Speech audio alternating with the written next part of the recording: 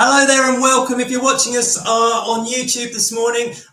Fabulous to see you all if you're watching us on YouTube. We're simultaneously broadcasting this one to on my school here at Torquay Girls Grammar School down here in Devon today, to you around the world as well. And obviously if you're watching this at Torquay Girls Grammar School, you're watching this on Teams. You're watching this, it's been pre-recorded, it's being recorded as well on Teams, and it's being recorded obviously on YouTube, so you can watch that back. But if you are cooking along live with us today, fabulous, great to see you. You can either leave a message if you're at Torquay Girls Grammar School, leave your comments down the side. If you're watching this on YouTube, you can leave your comments along the bottom. That would be fabulous, or down the side, depending on whether you're watching us live or recorded later on. It's great to have lots of you here today to be cooking with us. And like I say, what we're going to be doing today is we are going to be doing a banana and berry fruit bread swirls. There we go, you can see up on the board there as well. So we're going to be doing a little bit of food science today. We're going to be looking at biological raising agents, what's involved. I'm going to show you how you can make your own biological raising agent today. If you've never made one before, it's a great thing to do during lockdown. We're all in a lockdown larder situation, so it's a great way of being able to get hold of some ingredients during lockdown that you might not otherwise be able to get hold of. So fabulous opportunity there for you to do that. All right, so we're just going to get ourselves started. Look at a few of you there. For the Eagle Eye view, you notice we're using the Hodder Education package. That's the package we use in school to do our slides and presentations and learning. Right, I think we are nearly there, and I'm going to get started with everybody this morning. Like I say, we're going to be going through a bit of food science as well as some food skills here as we learn a bit about food provenance and where our food comes from. Okay, so if you've got your recipes already, fabulous. You might have got your recipes through school if you're at Torquay Girls Grammar, or you might have got it through social media if you're on YouTube, but the recipes are below where we are today as well. Right, let's have a look. Before we start cooking, we always need to play it safe in the kitchen. So a little bit of disclaimer before we start. If you are cooking along with us today, fabulous, great to have you cooking along. But please can you make sure it's safe to cook, you've got permission to cook, and you have a grown-up there to lend a hand, to supervise and lend a hand for you. So they're in charge and taking care of you. So if that's the case, then let's carry on and cook along. There's more disclaimer on the bottom there at YouTube, and obviously school, like I say, make sure you got grown-up there as well at hand to do that. Fabulous. I think that is us ready to go. I'm ready to start this morning. So before we start, like I say, let's just very quickly go through what the learning objectives are for today. So the learning objectives today are up on the board here. Very, very simple ones we've got to go through today. And we're going to be demonstrating how to stuff and shape a dough. So you're going to be demonstrating how to do that one for me today. So I'm looking forward to seeing what we come back. You're going to be understanding biological raising agents. What are biological raising agents? How do they work? How can you create your own biological raising agent for nearly free there, using what you've got in the air around you, which is a good one. And you're going to be practicing using the cooker as well. Don't forget, if you're using cooking, you need to be thinking cooker safety. Think cookers get hot. You're going to be using things such as oven gloves and making sure that you do not burn yourself at all. Right, okay, that's what we're doing today. Let's get started then. So before we start, we like to get ourselves ready. We like to get our areas ready. We like to get our equipment and ingredients ready. So we're going to do just that. We're going to do all of those things together. And I'm going to go through it step by step, as I will do with the recipes. The recipes will be up here on the board step by step, and you'll be following those as well with me, and we'll cook along together. We'll go through each bit as we go through together. And again, if you have any issues or any concerns or worries or questions, we love questions, then please put those down the side, and hopefully we'll get a bit of interactivity as we're going along as well. Let me just make sure we've got that ready to go. Yeah, that's all good. Okay, so let's get started then. We need to get ourselves ready, like I said. So let's just see, what does that mean? What does that mean? So let's go on the board here. We're going to be using a little word to remember that, and the word is hattie. We use this for all our classes, whether it's year 7, 8, 9, 10 or 11.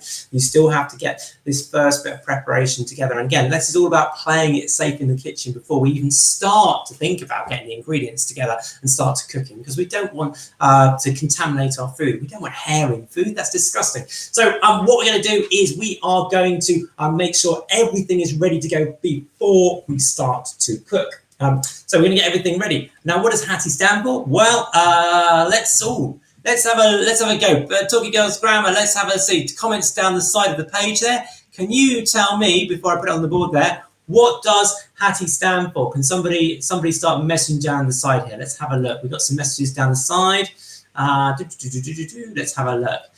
Any messages down there? Anyone? What does Hattie stand for? What does the H stand for? The start one, the first letter there.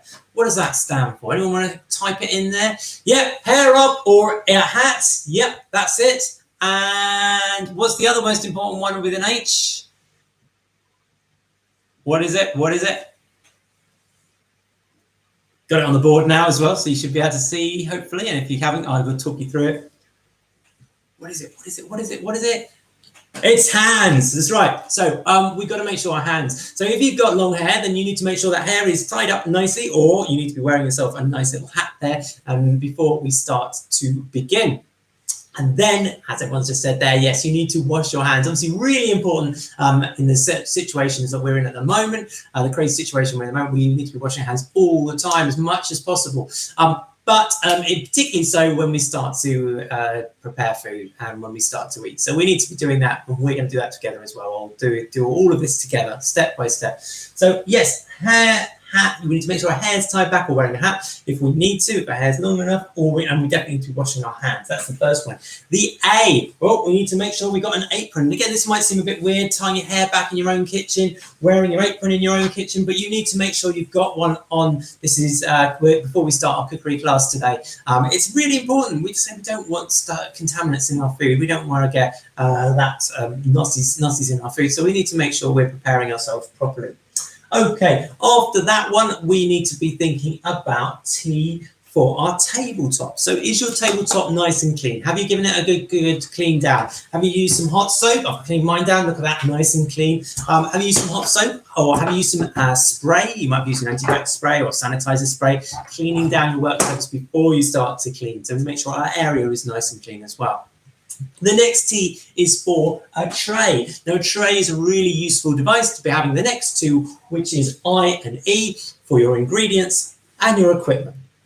And I'm going to go through both your ingredients and your equipment, and we're going to look at alternatives that you can use to make sure that you can cook along with us. So some people might be able to get hold of everything because we're in a lockdown larder situation, which means that not every ingredient can be get hold of. And I'm going to show you lots of different alternatives if you haven't got them, and ways of being able to get hold of them as well during a lockdown. So a bit of some helpful tricks and tips and for you this morning to get through this one. Okay, so we're going to have our own little tips and tricks to get food ingredients into this particular food product. All right, our own little hacks. So I think we're nearly ready to go. Let's get started. I'm going to just roll my sleeves up now. So I'm going to do everything with you together. We're going to go through every step of this together so that you can see what we're doing. And I'll take you around my kitchen here. All ready to go over here as well. So let's do that right now. Sleeves rolled up. Don't need to worry about my hair tied up. What I do need to do is I need to go and get my hands washed. And I need to go and get my aprons on ready to cook. So let's go that way. I'm just going to turn the cameras around so you can see what we're doing. Okay, turn the kitchen around. There we go. Just going to move that around there. Okay, and we're going to turn around this camera as well. That will bring this camera with us. There we go. So let's come with me. We're going to go and clean our hands properly. We're going to just coming over to this kitchen sink here. There we go. Kitchen sink. Oh, I've got lots of things there as well, so that's good. Right, we're at the kitchen sink, and we are now going to wash our hands. Fabulous. Okay. Oh, can't quite see me under the camera. Let me move that around. There we go. That's better. Now you can see me. So back to my kitchen sink. Here we go. So what I'm going to do, you're going to need to make sure we've got some soap. So some nice soapy soap.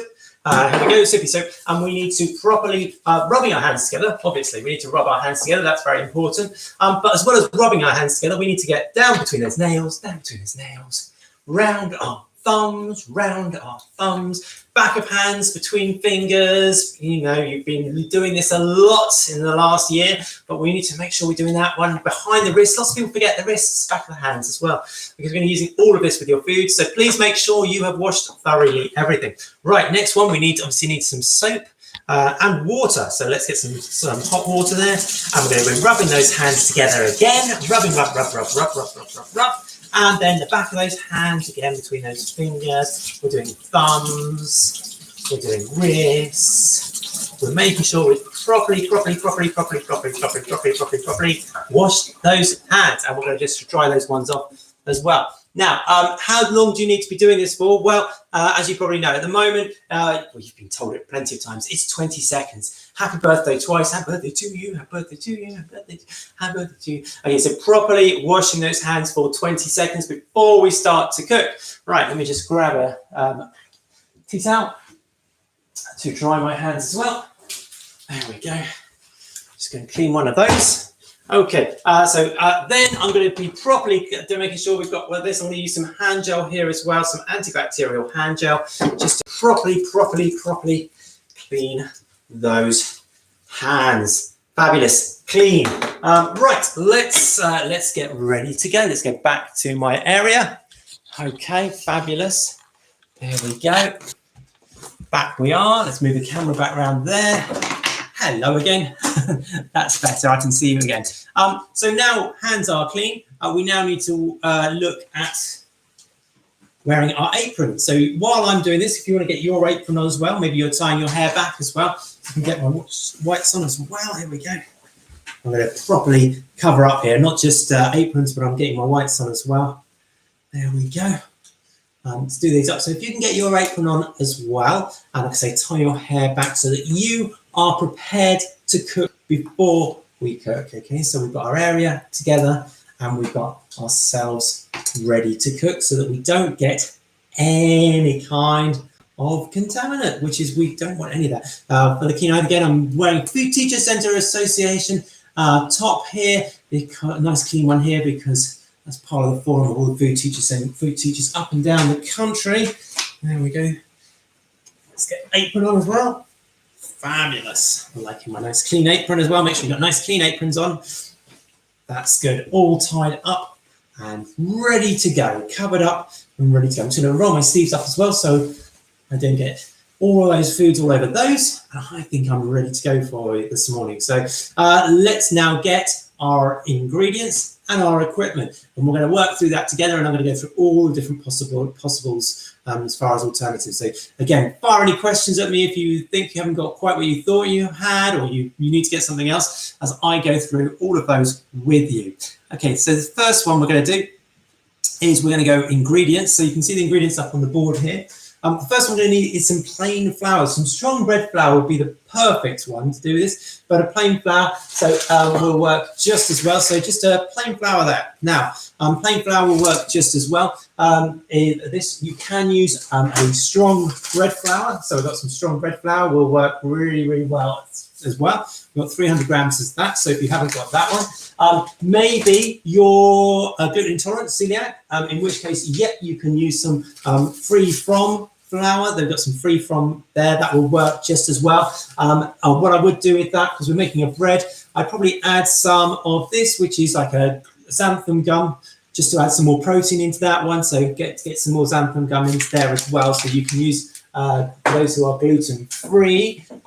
Can you use self-raising flour? You can use the self-raising flour, but we're looking at a different sort of raising agent today. We're not using a self-raising. That's a self-raising. We'll talk about the difference between those a little bit later. But ideally, we're going with some plain flour. Right, questions? Right, we've got some. I'll come down to those two. I'll answer both those questions when we get to those ingredients on here. But good questions. We've got good questions coming in about the yogurt and about the vanilla. Get very passionate about vanilla. I'll tell you all about that in a minute. So 100 ml of warm water, so just tap water. Okay, so I've got some tap water here, and we just need 100 milliliters of tap water, and maybe some measuring jugs so you can measure that one out. But don't worry if you haven't got measuring jugs, because we're going to do everything in spoonfuls and teaspoons as we're going along, so that you know how to measure it if you haven't got measuring jugs as well. So alternatives to equipment. Some mature sourdough yeast starter. What is a mature sourdough yeast starter? I will explain, and I'll tell you how to make your own. But it looks, this is my lockdown sourdough yeast starter. Looks like some sort of weird, gone off, smelly, certainly smelly. Oh, it's beautiful smelling. I'm going to tell you all about this. This is my part of my lockdown larder. My lockdown from first lockdown is from March last year. So it's nearly a year old, this one.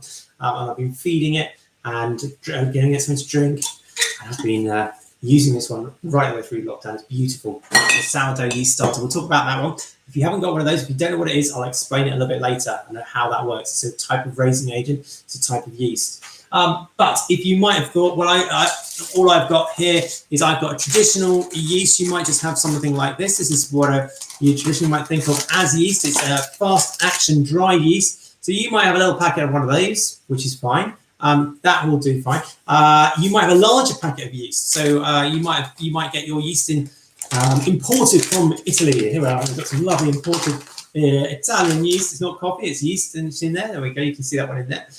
In which case you're looking at 7 grams, or you're looking at a teaspoon's worth of this in there. So yeast in lots of different formats. And now you might be thinking, I can't get hold of yeast during lockdown. I know that was a situation in lockdown 1. So like I say, I'm going to show you how to make your own yeast from just flour and tap water. And this is, as I say, a living yeast in here, a living microorganism that's ready to go. Whereas these ones, although these are like dehydrated, dormant yeast in here, millions of them in here. So we'll talk about them. Okay, so different types of yeast. Now, again, if you can't get hold of yeast, another way for lockdown, you can go to a supermarket that has a bakery aisle and say you need some yeast for cooking, and go to them. They'll give you lumps of yeast. Quite often they'll give it to you for free as well. I've always had it for free when I go to my big supermarkets with bakery aisle sections. Go to the bakery section and say, please may I have some yeast to do some baking at home? And they'll give you it in a block. And it'll look a little bit weird. It'll look like let's say almost like a block of large buttery type thing. It's but it's much drier.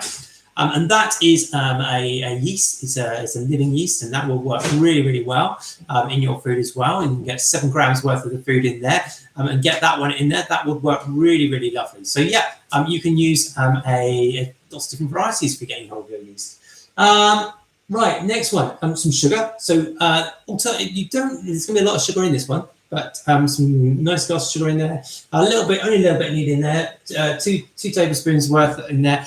To get in there, but we can reduce that and look at an alternative for that one as well. All right, sugar, bananas. So we can get hold of some bananas. It doesn't matter whether your bananas are yellow or motley brown color, that's fine. Actually, you'll find that these ones will taste sweeter. The browning is what we call an enzymic browning. It's something we talk about when we get to GCSE. We talk about the difference between non-enzymic and enzymic browning and how these turn brown. It's sort of like an oxidation process where it's oxygen in the air and enzymes on the food. And what happens is they start to turn the outside brown. But what this means for your bananas is you're going to get a lovely sweet banana. So it's a great way of using up whole bananas that you might have in your house. Okay, so I'm not going to use the yellowy ones. I'm actually going to use these dark mottled ones. I'm going to use those ones up. And they will give me a lovely sweet finish to this one. So don't worry if you're thinking, I've only got old bananas. Old bananas are actually going to be better for you. So well done. They're going to be better for this recipe. It's going to be much sweeter as well. We've got banana yogurt. Now, we've already got a question about the yogurt.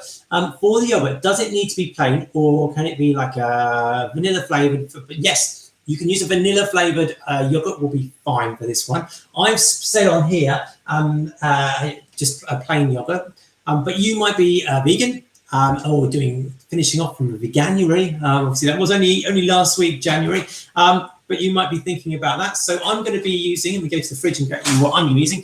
I'm using a yogurt alternative. So that's in the fridge here. Let's grab that one. So I'm using this one, you don't have to use either either. You can totally up to you. You can use I'll show you both different types here. We've got a few different types you can use. Let me get those out for you. Okay, so we've got a few different types. So you could use what we're going to use today is we're going to use a dairy-free alternative. So this is an oat yogurt. So you can use an oat yogurt. Don't worry if you're a bit late.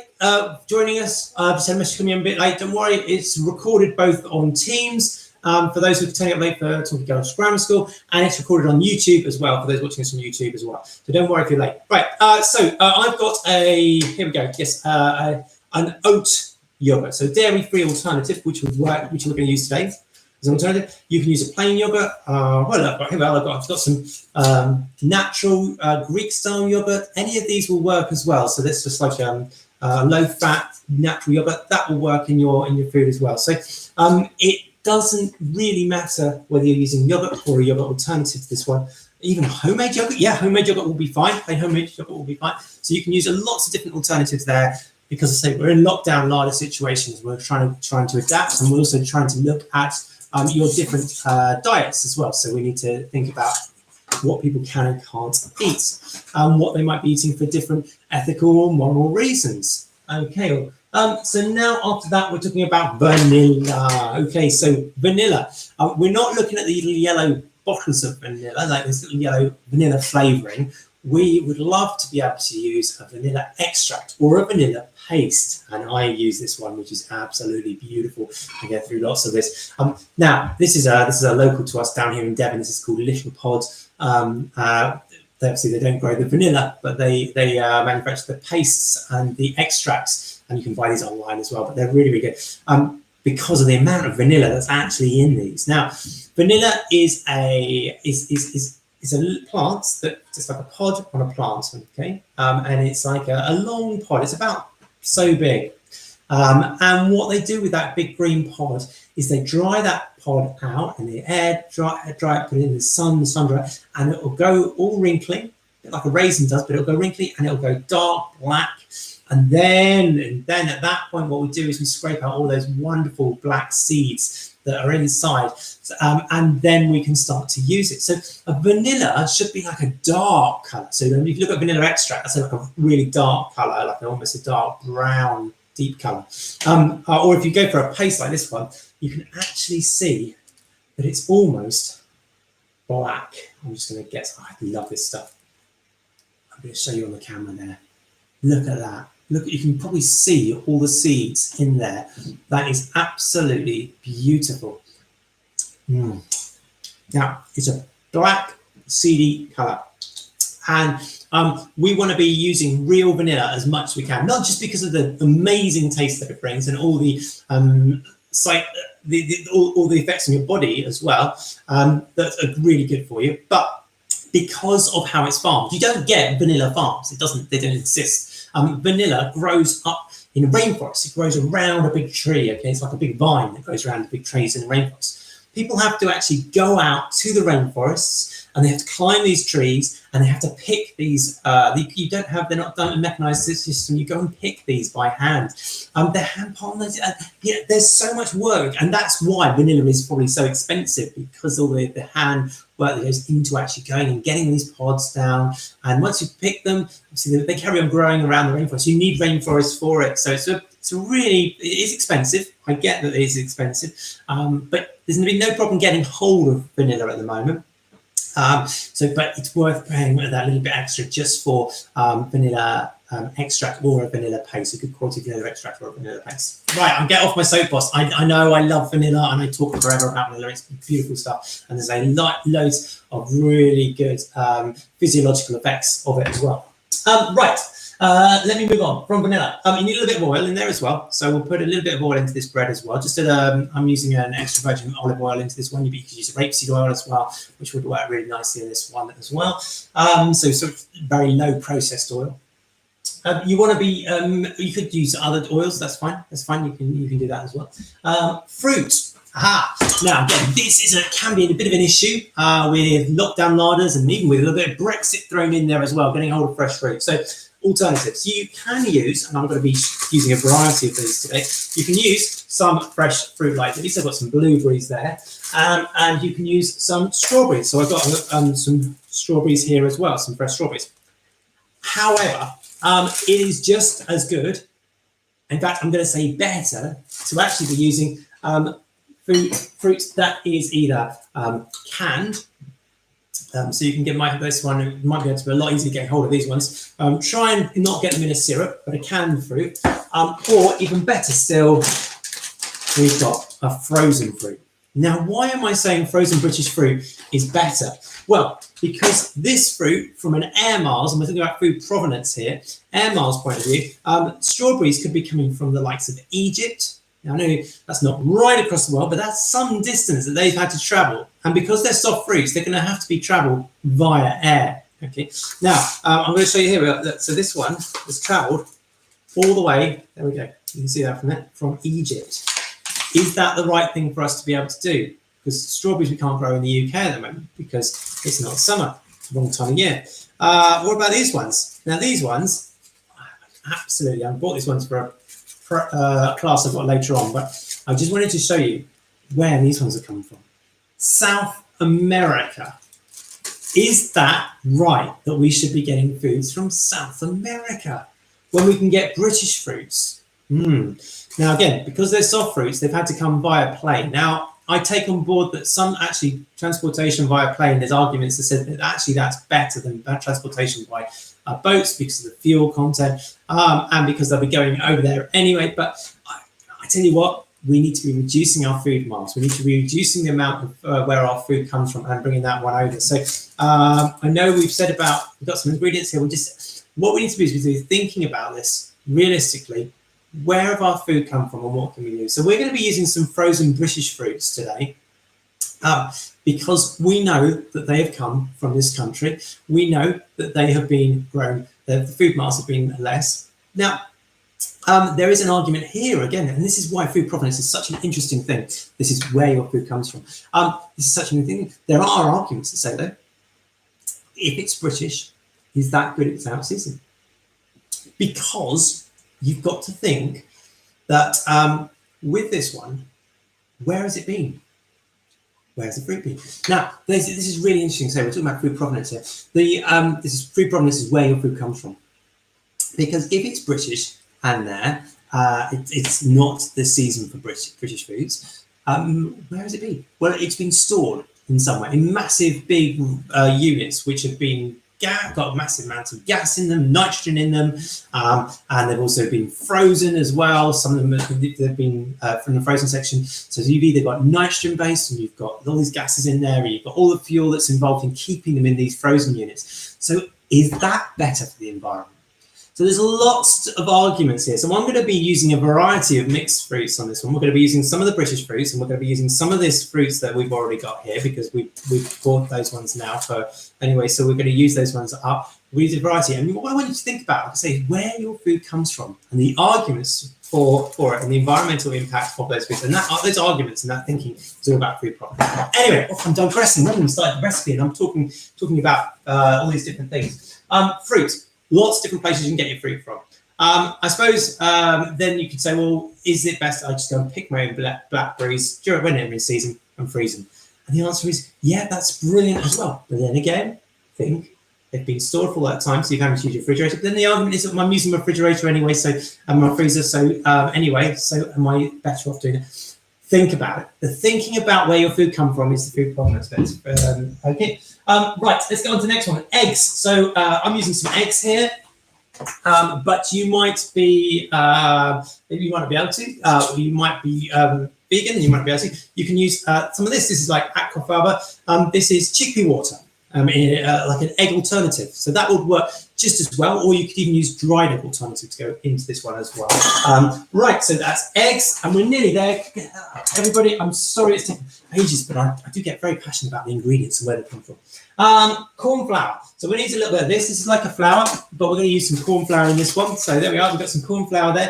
We're going to use that corn flour into our foods today to make a beautiful sauce. And then we've got a bit of icing sugar. There we go. We're going to use some icing sugar as well into this one to finish off and to make our food look wonderful. Right. Okay, that is the ingredients. Lots of alternatives where you might be able to get them from during lockdown. And if you're making a sourdough, which I'm going to talk to you a little bit about later, 300 grams of flour, 300 milliliters of water, and you can start to make your own sourdough as well. It takes you a few weeks to do to get to the stage where mine is, but also I'm going to show you about that today. Right, let's move on. We've done all of this all about ingredients, and I know I get very passionate about ingredients and where they come from. Let's just very quickly then go through equipment, because we want to get started. We're talking for about half an hour and we haven't even got started yet. So baking tray and parchment paper. So you're going to need a baking tray and parchment paper. Now, with this one, you could use a flat baking tray. I'm going to suggest that you use I'm going to suggest that you use a rounded tin. Here. So you can use something like one of these rounded tins, or like one of these flat tray tins. I'm going to suggest we use something like that today, because you get a really nice shape coming from it. Okay? So that's what I'm going to suggest you use today to get through this one. And when we're making ours, baking trays and some parchment paper. Yeah, we need a little bit of parchment paper there. And with the parchment paper, you're also going to need some scissors to cut parchment paper, and maybe a pen and pencil there as well. And I'm going to show you why that is as we start to line our tins. You're going to need a butter knife, which is a rounded butter knife, something like that, not a sharp butter knife, just one you make brush your butter with. There we go. So butter knife. You're going to need a sharp knife. So yeah, we've got some sharp knives here. A little paring knife, sharp knife there. So be careful with sharp knives. If you don't, questions. I don't have any corn flour. Right, that's fine. We can just use a plain flour in this one. It's just as we want to get some nice starch content into there, so that will work. Plain flour in this. Don't worry about that. If you haven't got corn flour, we can custard powder. There we go. If you haven't got corn flour, custard powder works really, really well as an alternative in this particular one. Looking at alternatives. Love to find alternatives to stored cupboard ingredients. Yay. Okay. Next one we need to be thinking of is mixing bowls and wooden spoons. So we've got some mixing bowls here. Let me grab those. Lots of different mixing bowls for us today. We have got some wooden spoons. It's exactly wooden spoons. Here we are, wooden spoon. You're going to need some tablespoons and teaspoons. That means it's the big spoon and it's the little spoon. There we go. Big spoon, little spoon, some tablespoons and teaspoons, a chopping board, which I've already shown you, my chopping board down here, some scales, but don't worry if you haven't got scales, because I will measure everything out with you, so I've got my scales there, and then a measuring jug, but again, don't worry if you haven't got a measuring jug, because I will measure everything with you as we go. Fabulous. I'd love to know, those people watching on YouTube, love to know where you're watching from. It'd be great to see where you are from and joining us here today. Okay, any other questions? I do not have any bananas. Is there anything else I can use instead? Yeah, now the reason we're using bananas is because I want to try and reduce the fat content a little bit into this one. So instead of, I would normally be putting in there some more fat in there. I'd normally be putting in there a little bit more oil in there. So instead of that, you could put some butter or fat or oil into this one instead, a little bit instead. So if you don't have a banana, I would be looking at a couple of tablespoons of oil to go into this one, or extra into this one, or a couple of tablespoons of butter. So we're looking at around about 40 grams of butter, if you're thinking about how to that one, or again, around about 40 milliliters of oil, so a couple of tablespoons there to go there. So yeah, about 30 milliliters of oil if you haven't got a banana. Fabulous. Let's get going. Any more questions before we start, both from YouTube here or from school? Any questions? Anyone got anything they'd like to know about this morning before we start? Ingredients and equipment? No? Then let's get going. If you have any questions, just feel free to post them as we go. Right. Now let me get the recipe up here on the board, and we'll go. What tin were you using? Right, so what tin was I using? Now, I'm going to use today, I'm going to use one of these tins, these type tins. It's like a flat tart or pie tin to do them in. You could use, if you haven't got one of those, you can use like one of these sort of tins. A loose bottom cake tin will work perfectly well as a tin. You could just use a flat tin. Just a flat baking tray will work fine as well. It just gives you a nice shape with the rounder ones. So that's what I'm going to be using today for a baking tin. Good. I like questions because I can give you more information. So that's good news. And obviously with the tin, I've also got a drying rack over there. A cooling rack as well for myself to put things on as well. Okay, let's get started, everybody. I'm looking forward to this one. I really like this recipe. So it's one of my fun little recipes we've used lots of times before, and well, it always turns out really, really well. So let's get the recipe up here on the board for you. Okay, I'm just going to grab that as well, and a little bit of that. A few more bits and pieces for me, which I remember I need to get as well. Right, okay, so we're back to myself, and we are going to start with some plain flour. So I've got my bowl here. Let's do this one together. Okay, we're all going to do this one together. So I will measure it out. So if you want to measure it out as well, or if you haven't got any scales at home, that is absolutely fine. If you haven't got any scales, what you can do, oops, let me switch that one off. There we go. We're going to be measuring it out using some tablespoons. So if you haven't got scales at home, we can just do this one via tablespoons. I've got my flour here. I'm just going to be measuring it out with you. So that we're looking for, as it says on the board there, the first step is 300 grams of flour. Let me just turn you so you can see that one. Can you see that one? Yes, you can. 300 grams of flour. Can you see that one? There we go. Let's do this one. One. I'm using heaped spoonfuls here. Two. Oh, that's a big. 3. 4. And 5. Actually, give me 100. Yep, gives me 100. 5. We're looking for 300. 6. 7. 8. 9. 10. 11.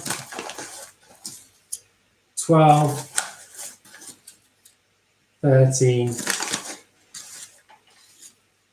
14, and if I'm right, 15. Perfect. So 15 of those spoonfuls of flour will give us just what we need there, roughly, if you haven't got scales on there. So that's what we want to be looking for. What's it look like? Let me just show you what that looks like.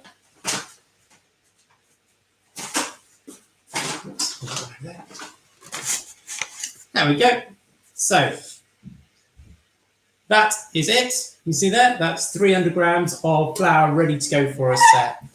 Fabulous. Next one. Once we've got the first ingredients measured out, we're now going to add some ingredients for our yeast. Now, I'm going to make a well in the middle. That's a hole inside one ingredient to put another ingredient inside. So here's my fingers. I'm going to make a well, and where I've washed my hands, make a well in the middle. That's a hole inside one ingredient to put more ingredients into. So, okay. Now, into that well, I'm going to be putting a few things. First one I'm going to be putting in there is my yeast. So I'm going to put some yeast in there. Now, if I'm using a sourdough yeast, which I'll talk to you a lot more about in a minute, sourdough starter, you want 70 grams, 10 times what you'd want from a fast action yeast. Fast action yeast, here we go, some fast action yeast here. Normally come in a double packet. What I'm going to do with that one is I'm just going to use one packet for 7 grams. So if you come in a big packet, you want about a teaspoon's worth of it in there. Or if you've just got fast action yeast like that one, I've just taken the top of it. There we go. I'm using the whole of that packet into the middle. In it goes.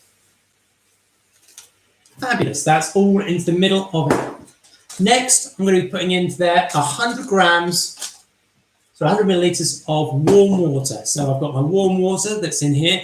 Now, how warm does it need to be? It needs to be about a warm bath, not a hot bath. We don't want to hurt our yeast. We just want to give it a nice warming water in there. This is straight from the tap. So straight from the tap, some warm water. And we're looking for 100 milliliters. Okay, so here I've got my, you can see it on there, hopefully. There we go.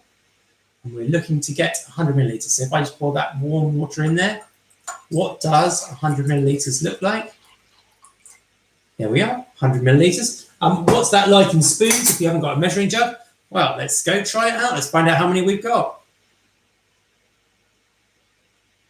1, 2, 3, 4, 5, 6, 7, 8, 9, 10, 11, 12, 13, 14, and 15. It's almost like I've worked this one out before. So if you've got any there, that's what we're looking at. And if you have a look there, it's all gone. So 15 of those in there, or 100 milliliters of warm water if you're using a measuring jug. It's going to go into there. Now our yeast now has got something. That's what is, we'll talk about exactly what yeast is in a little bit later. But we've got our yeast in there.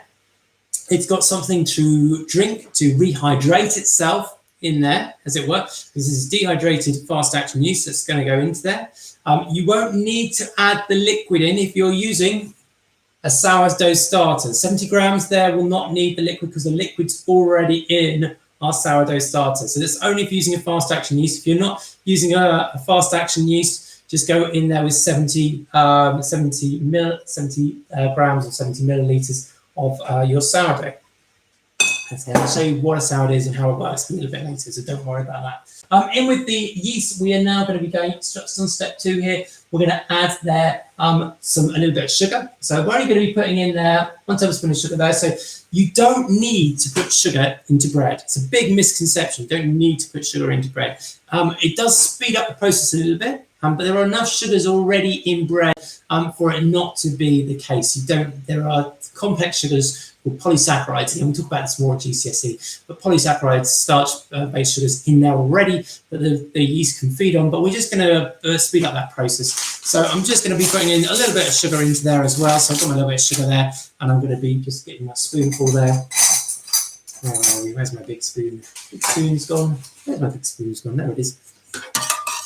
And I'm just going to be putting a big spoonful of sugar on top of these as well. Let's just put that one in there. On it goes. So the yeast is in there and it's got some sugar in there as well.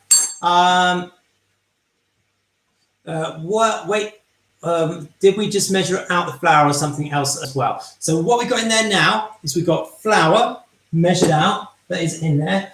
We've got water that is also in there, warm water, which we measured out. So we've got 15 large tablespoons of flour, or 300 grams of flour in there already.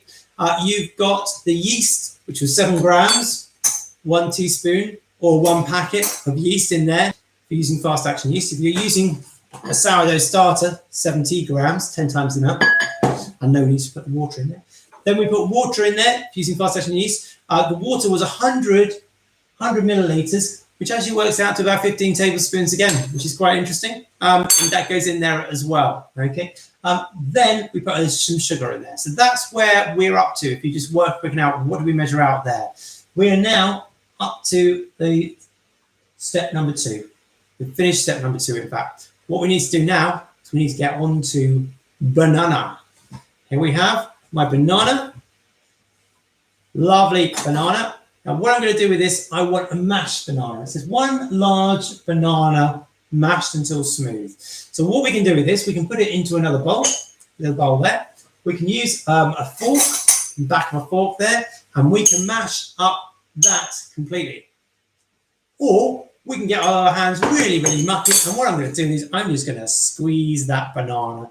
And I'm going to squash and squeeze that banana. And I'm going to squash and squeeze it. And you see what I'm going to use my hands. We've cleaned our hands. There we go. Look at that. Beautiful banana squashing and squeezing all the way into our mix. And that's plopping in. There we go. Squash and squeeze all of that wonderful banana out of the banana. There we go. And we're just going to get all of that lovely squashed and squeezed, mashed up banana into there. Now, banana is a really good one to use as an alternative to fat in foods. It's got a really nice consistency, and it's really great one. I use this to substitute a lot, to put a lot when I'm doing, instead of putting fats into my food. I love it as a banana. It's a great way, say, to be using up old bananas. I'm just going to literally squash and squeeze that all the way into my mix there. Look at that. Ah, this is about having fun. This is about having fun in the kitchen as well as learning. Love it. So you can use it if you don't want to. Just use a bowl and a fork, and then you won't have messy fingers like me. But I just think it's a bit of fun. I think it's a bit of fun there. Okay, I'm going to put that to the side. The banana skin, obviously, what we do with that, we're going to be putting that in your composting. Whatever composting waste, or whether you've got your own composter at home to recycle that, that's fabulous. We want to make sure that we are not just putting that in general waste. Okay, so now I've got my banana in there as well. So my food has got something to, my yeast has got it's a microorganism, so it's going to need something to eat, it's going to need some nutrients, so it's going to need something to actually eat up. It's going to need the moisture, which we've got in there from the warm water, and we've got some nutrients there from the banana as well. It's great. We've got lots of things and it's now going to become hydrated. These are like our little pets, although they're not animals. They are microorganisms, more like fungi. And we're going to be, what we're going to be doing is we're going to get the perfect conditions for it to do a job for us. And that job is blowing out bubbles. Okay, we need to be blowing out bubbles to make our bread rise. And I'm going to talk all about the yeast once we've got this at a stage where it's doing just that. I'm going to explain why it does it, how it does it, and what we need to get it to do that. So we are now at the stage where we mashed the banana in, step number 3. We're now going to put in the yogurt. So we're going to be putting a little bit of yogurt into this one. So here we go with our yogurt. Again, this is going to be a lovely way to get our enriched bread here. And again, you can use an alternative to dairy. So I'm going to use my dairy alternative here. I'm just using a oat one. There we go. And how many spoonfuls? Well, we need 60 grams of this natural vanilla, fat-free yogurt, or we can use, say, it doesn't have to be a dairy one. And how many spoonfuls are we doing in? We are doing 60 grams. 1, 2,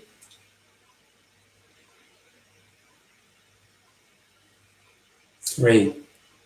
Oh, that's looking wonderful. That's looking a really nice mix there. I'll have the rest of that later. Love some oaty dairy alternative yogurt there. Okay, lots going on, lots going in. My best ingredient, you know what that is. You know what my best ingredient is. My favorite ingredient. It is vanilla time. Okay, so vanilla. So how much vanilla am I putting in? Oh, well, it says here to put in 1 teaspoon. I love vanilla. I'm going to put in a little bit more. Okay, I'm going to double that one myself. But vanilla in here. Now, if you've used a vanilla yogurt, fabulous. If you use vanilla yogurt, you're going to have double vanilla. I do love vanilla. Now, I'm going to just show you this one. Look, this is what it should look like. And again, I'm just using this little pod one, which you can get online. You can get in lots of shops around here, I know in Devon, but I'm just going to squeeze it. Oh, look at that. Can you see the seeds? Can you see that dark, the pods there just coming out, squeezing that one in. Okay, there we go. Oh, look at that. That is pure. Look at that. You see that. You might be able to actually see the seeds on there. I'm gonna zoom in because I think you should see the seeds on there because it's just beautiful. Here we go. Can you see that on there? You can probably just about see all of those seeds on there. Let's try and get a bit closer for you as well. Oh, it's so good. It's so good. Right. Okay, sorry. Stop talking about vanilla all the time. Okay, I will. And am I going to put 2 in? Yes, I'm going to put 2 in. I'm going to put some more in because I just love this stuff. Oh, I need to get some more. There we go. Look at that. Oh, little pod vanilla. Can't go wrong with it. Okay, or any other kind of vanilla, natural vanilla extract or paste. Not the artificial stuff. The artificial stuff, I will get off my soapbox. The artificial stuff is yellow bottles, vanilla flavouring, is made from a petrochemical called vanillin. And I mean, who wants to be putting, it's like a petrol. Who wants to be putting petrol in food? Not me. So we want to steer clear of putting those chemicals in. We want a natural food, so that's why we use that. Okay, oops, what's going on here? My slides have shot forward a little bit there. I'm just going to, oops. There we go. back onto the ingredients. Okay, so we have now got all of the ingredients we need into there. Like I say, if you weren't using banana, then I'd be putting in some oil into there instead. We don't need to put the butter and oil in there because we've got the banana in there already. Okay, so we are ready to go. Now this, what does it look like? There we go. That is what mine looks like right now. Let's move these scales out of the way. This is what it's looking like. And you can move that down on the board so you can see as well. Fabulous. We have got some beautiful, beautiful mix there. That's going to be really lovely in a minute. I'm just going to move that around so you can see. There we go. Now what we're going to do now is we're going to mix all this up. So I've got myself a wooden spoon, and I'm going to start stirring this all the way through now. And I'm going to combine all of these ingredients in there to get ourselves some beautiful bread dough. So just keep stirring this one through now. We want to get all of those ingredients through.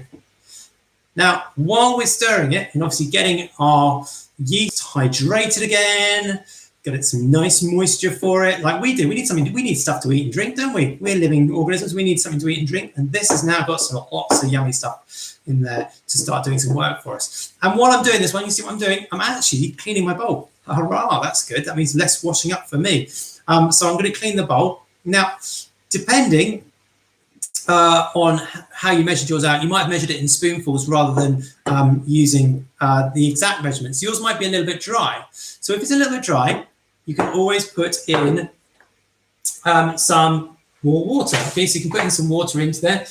If you're doing this one though, try and put your water in gradually. Okay, so you could even use a spoon. I'm going to use a little spoon here, just gradually, because you don't want to be pouring all your water in at a time. So I'm going to put a couple of spoonfuls of water in there. But you want to do it gradually because you can always add liquid, but you can't take it away. Okay, here we go. It's coming together into a wonderful dough ball. You can be quite vigorous with this, so don't worry about you thinking, wow, you really have to press into it? Yep, we do. And I'm going to tell you why you need to press into it and really start getting energetic with it in a moment when we get to the next stage. When we get to step number 5, halfway through the recipe. Okay, here we go. So we've now got a banana bread dough there. And what I'm going to do, we've got a little bit on the spoon as well. Let's get some of that off the spoon. We're going to turn this out onto our work surface. So before we turn it out onto our work surface, we do need to make sure that our work surface has got some flour on it. Now you might be using a flour dredger at home, which is like a way of sprinkling flour on there. I am just going to use my hands for today because you might not have one of these at home. We're not at school at the moment when we've got flour dredgers and all that sort of malarkey. We're in home lockdown situations. So if you can see what I'm doing now, I'm just going to get some flour in my hand. Here we go. Get some flour in my hand. And I'm just going to sprinkle out my work surface. Again, don't worry because you cleaned your hands all beforehand. There we go. So I'm just going to sprinkle that one on my work surface. You can see there. Good. And the next stage is what we call kneading. So this is a bread making piece. We're going to turn our bread dough out onto the board and we're going to start to knead. Okay, so what's involved in kneading? Well, it's a matter of putting a lot of energy in this because we're going to transform something inside the flour that is going to be really useful for that yeast in there. Those biological raising agents that we call yeast, those microorganisms that we put into our food. And we've now given some moisture and some food, and we're going to give them time to. They're going to do important stuff for us, but they need something. They need something for it. So we are going to create that by kneading. So here we've got, what I'm doing is, I am going to start to use my hand. I've got this into a ball. There we go. So we're ready to go. Put a bit more flour on there as well. Into the top before I start to knead it. Okay, so what I'm going to do is I'm going to use my hand, but I'm going to use the palm of my hand, and I'm going to use the heel of the palm of my hand, this part here, just there. And what I'm going to do is I'm going to press into and stretch across the work surface. Press into and stretch across the work process, the work surface, okay? And I'm just doing it quite vigorously. I'm pressing right in and then pulling back, pressing right in. If it's too sticky, a bit more flour. There we go. Pressing in and rolling back, pressing in and rolling back each time doing this one. Mine's getting very sticky there, so I'm just going to put my hand in some flour. There we go. Roll that one in the flour as well. Pressing in, folding back. Now, there are lots of different ways of kneading, little methods for kneading. If you're Paul Hollywood, he likes to do this one hand behind your back and pushing right into your bread like this, and then folding back, pushing right in and then folding back, pushing right in and then folding back each time. Now, if it's Berry, she likes to do two hands. So she gets, there's some flour on my hands there. She likes to do two hands. One fold, one fold, one fold, one fold, one fold, one fold. And you see what I'm doing there? I'm getting some rhythm going. Now, whichever way you choose to do this one, we're not tearing it. We don't want to be tearing it. Okay, we don't want to do that. We don't want to be tearing it. We want to be working it. Okay, stretching something in there, some tools for our yeast. Now, the device that we're stretching in here for our yeast is a protein. That protein is an elastic and plastic protein that is very, very sticky and stretchy, and it's called, who's going to be the first one to say it on YouTube or on to Talking Girls Grammar? What is the stuff that I'm creating for my yeast while I'm kneading? What is it that I'm creating when I get the bread dough? Okay, the bread flour really, really wet in this dough. I am doing something by kneading. Do you know? Anyone have a guess? What am I creating? It's sticky and elastic. Let me give you a clue. Something else that's very sticky is a glue stick. Okay, glue stick. So it might begin with the same couple of letters. Anyone know? When you're making bread and you're kneading it, we're kneading it to develop something, some protein in there, ready for our yeast to blow bubbles into. It's stretchy, it's elastic and sticky. Anyone want to type it in there? Yes, someone's got it right. It is indeed gluten. Okay, so they both share the same starter letters. In fact, they both derive from the same Latin word to mean sticky, glue and gluten. And what we're doing is there's already proteins inside this flour, gliadin and gluten. We'll talk about those more at GCSE. And what we're going to do is we're combining them to create this brand new protein called gluten. Now, gluten is amazing because it takes on the properties of the previous two proteins, the gluten and gliadin. And one of those is really, really, really, really elastic, like a balloon, really elastic. And the other one was really, really plastic. So we got something that's elastic and something that's plastic. Now, plastic means you can mold it. So I've got some slime here. If I put my finger in that slime and then pull it out, you'll see it goes back to the original shape and you can mold it into different shapes. So we've got something that's elastic, and gluten takes on both those properties and becomes elastic and plastic, which means that the yeast can do some amazing stuff. What the yeast can do is they can, because it's so rubbery, like a balloon, they can actually blow bubbles in. So what happens is, inside here we've got the yeast, and what happens is, they start to breathe and they start to blow bubbles into our bread. Okay, and when they blow bubbles into the bread, here we are, I've got some bread. Here's some bread I prepared earlier, some fresh bread here. Can you see all of those holes, all those bubbles inside there? Those have been created by yeast blowing bubbles into the gluten. They've been blowing bubbles into gluten. So we are creating something for our yeast to blow bubbles into. How cool is that? They're actually going to do that for us. They're going to blow bubbles and make our bread rise. Now, this is why we call it a biological raising agent, because biology is the study of living organisms. And this is a living organism that's helping our food to rise. So we are going to be using the yeast to help make our our bread rise. We are going to use that yeast because it is a biological raising agent. It's a living organism that's going to help make bubbles in our food and help our food to rise. Now, To do that, we need to create something for it to blow bubbles into, which is what we're doing as we need a way here on the board. So that is your fabulous food science. And we talk loads more about food science like this in GCSE when we look at where your foods come from, what the best things is to make, what's the best flour to make bread, what's the best raising agent to make cakes, all these sort of things we talk about and we explore in GCSE. But this is a biological raising agent. Now, what I say, we are kneading it to create that gluten. It's a bit like bubble gum. If you want to get the biggest bubbles, if you want to get like massive bubbles of bubble gum, what you have to do, you have to chew it.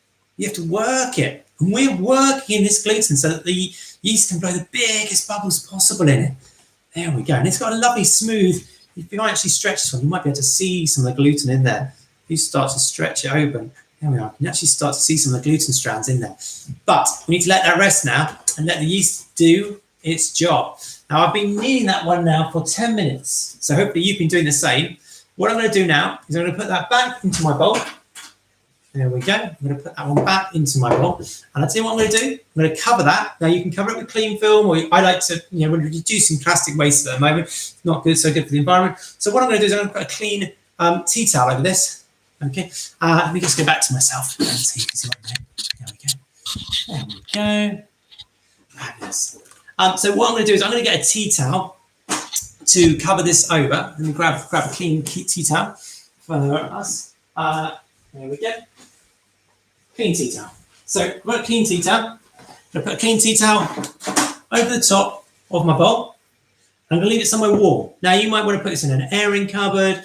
Tell you what I'm going to do. I mean, some of you might even have a proving drawer in the oven, really posh. I don't have one here at home. So what I'm going to do is I'm going to make one. But what I'm going to do is I'm going to preheat my oven, because my oven needs to be preheated anyway to 220 degrees. That was right at the top there of the recipe card. So 220 degrees. I'm going to go and preheat my oven to 220 degrees. And then I'm going to put this not in the oven. Okay, I'm not going to put this in the oven. So don't put this in the oven. I'm going to put this in the grill above my oven. Why? And I'm not going to switch the grill on.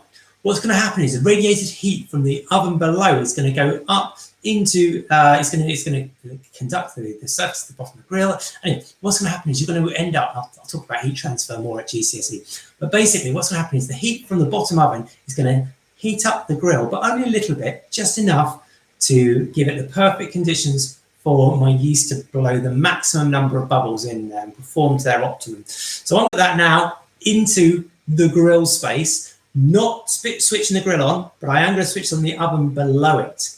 And we're going to leave this for a little bit while I talk to you about yeast and we sort out the filling. So let's go do that. Let's put this one away.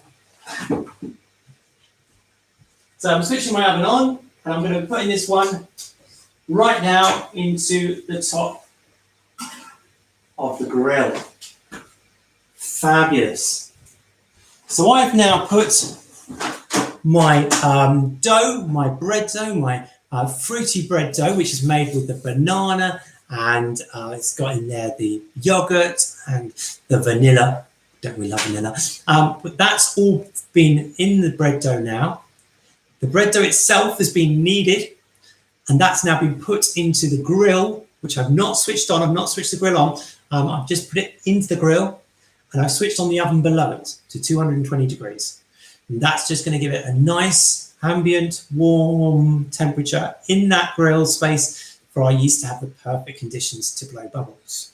Right, so let's talk a little bit about yeast for a moment while we're leaving that to do. Now, how long should you leave it for? Ideally, you want to leave it for an hour. We're not going to leave it for an hour. We're going to leave it for just half an hour today. But yes, you can leave it for longer and it's going to rise up more. But we want it to just sort of double in size. So that's what's going to happen over there. That's just going to be left over there for that to do that one. So I'm just going to give you a minute to go and put it wherever you're putting it. Maybe say running it upstairs, putting it in an airing cupboard.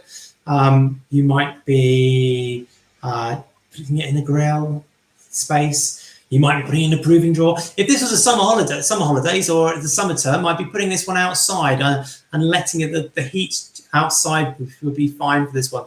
Unfortunately, like I say, we're not in a sunny situation, not in a summer situation. It's sunnier. The sun's just coming out here in Devon. I'm looking out over the estuary here and over the Devon rolling hills from my kitchen here, but it's not particularly warm out there. And I know some parts of the country it's actually snowing today. Ooh, it's not snowing here. It hasn't snowed here at all where I live. What do you preheat the oven to? So that's 220. So 220 is what the oven's being preheated to for us. Up on the recipe card, just there behind me. Does that make sense? Good news. Okay, so let's talk about yeast. Let's talk about this yeast. What are these things that are doing this amazing work in there? And what is this sourdough that you have been talking about and referring to this whole time?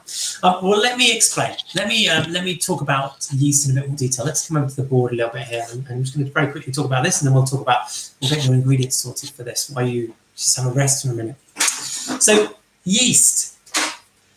We have got yeast. Let me write up on here.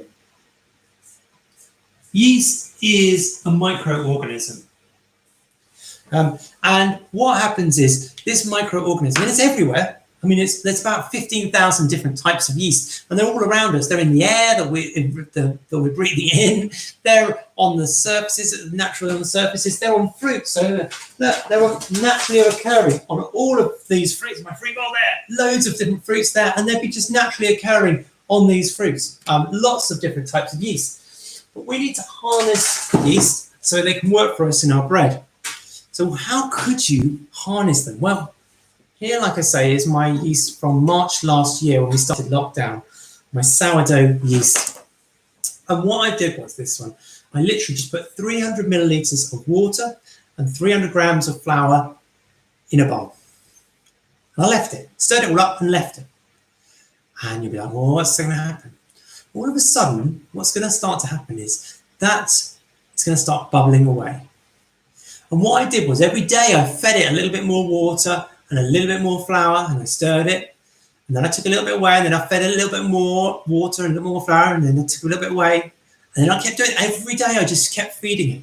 And every day it would start to bubble up, and then it would go down, and then bubble up and go down. And what you'll start to find out is that you're capturing natural yeast from around it. And the great thing is that during lockdown, everybody lives in different parts of the country or different parts of the county, and you're all going to be capturing different sorts of yeast that are going to be useful for you. Now, don't worry if it doesn't work the first time. There is a bit of an art to this one. Persevere, keep going. If it doesn't work, it starts getting moldy and bad, throw it away, start again. And eventually you'll end up with something that bubbles away. Let me show you here on the camera. I'm going to just zoom in so you can see there. I've got to zoom in on the other one as well in a minute. Okay, so hopefully you can see on my camera there, they are actually bubbling away inside there. And they are actually live yeast now in here. And what I do, oh, there's some bubbles coming up. Can you see the little bubbles coming up just there? A little bubbled up. And that is just a live yeast going on in there. There are living organisms in there, and they are just bubbling away all the time. I fed it this morning, and I'll be feeding it again tomorrow morning. And then I'll be taking off what I need to make bread or make cakes with that one. And what they'll do is they're going to be blowing bubbles in the same way that your... There we go. Let me show you the other camera there. You might just be able to see. Let me just move that camera down there so you can see as well. They are going to be bubbling away inside your food in the same way that the yeast is bubbling away in your breads at the moment. They're producing CO2. So we need to get the perfect conditions available for them. So what we need? Well, they're going to need some moisture. They're going to need something to feed on, some nutrients to feed on. That's the things inside our food that are useful. We don't need the camera. So we've got moisture, nutrients. They're going to need time, which is what we're giving them now. And they're going to need the correct temperature.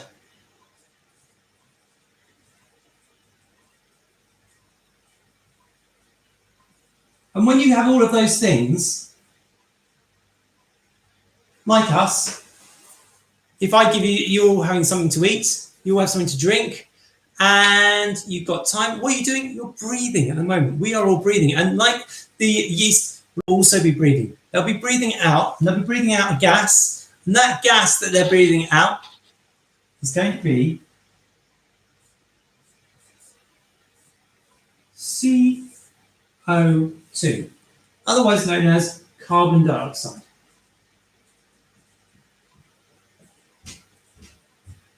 And that's what happens with our yeast. They're going to be producing CO2, which is through a biological microorganism, and so that's our biological raising agent. We call this one a biological raising agent. Biological raising agent. Now, why is it called a biological raising agent? Because if we give it something to blow that CO2 into, it will make that rise up, like we do if you blow into bubble gum. That'll make it bigger. That balloon that I blew up earlier got bigger. The gluten that we've developed, which is both elastic and plastic, a bit like a balloon, we've given that for it to blow into in our bread. So it's going to help it to rise up. So that's a biological raising agent, because the CO2, the yeast, if we get the conditions that are favourable, the yeast will then be able to do it. So we need to the correct temperature. We don't want it to be too hot, because if it's too hot, it's not going to work. We don't want it to be too cold, because it's not going to work. We want the correct temperature, which is where it is now. We're giving it some time to breathe. We're giving it some moisture and some nutrients for it to be able to take in, and then it's able to raise our food up. That is a biological raising agent. Now, it'd be really fun to think you could make your own sourdough. So to start that, there is a video that I've done on YouTube. You can follow to that. But to start with, 300 millilitres of water. Now, it's tepid water, not hot. No warmer than 40 degrees. So it's just tepid water, not warm, not hot, but just below that, what we call tepid, so no more than 40 degrees. And you're going to stir the water and the flour together. Then you can leave it in the kitchen. You can leave it outside for a little bit, and just wait for it to start bubbling up. And you'll start to see, it might take a day or so. And then once it starts to bubble up, you take a little off, take a third off, and then you add back in 100 millilitres of water and 100 grams of flour. Then you wait for it to bubble up again. And then try and do it at the same time every day, once a day. Take away a third and add back in 100 grams of flour, 100 millilitres of water. And what you'll start to see is after you've fed it, it will start to bubble up. And then later in the day, it will start to come back down again. And then the following day, you'll take some weight, add some moisture, add some nutrients in the way of the flour. And what starts happening is bubble up again. And then during the day, it'll go back down.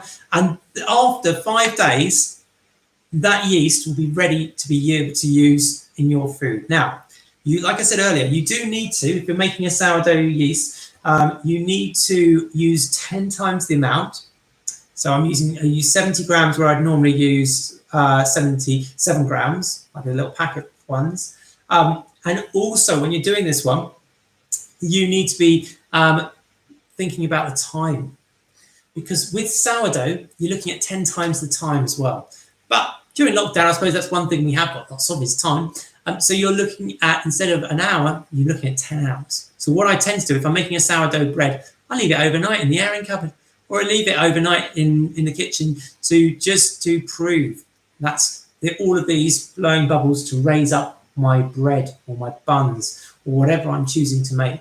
So I would love to think that you could have a go at making this one. It'd be a lovely thing to do for half term, making your own sourdough. So in a week or so, maybe you want to have a go at making your own sourdough. It's a fun little thing, and what you can do, you'll end up with so much sourdough, you can actually start giving it out to people. So what I did was I put it through on social media, and we emailed people that we knew locally. And when we went out for our walks, we'd leave a little jam jar on their doorsteps, ring the doorbell, step back, social distancing and all that. And they all had some little sourdough starters themselves, and they could get on with baking as well, which was brilliant during lockdown 1 when we just couldn't get hold of yeast.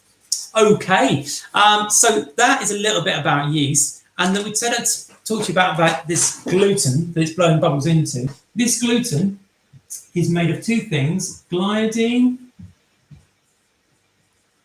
and glutenin, 2 proteins found in flour.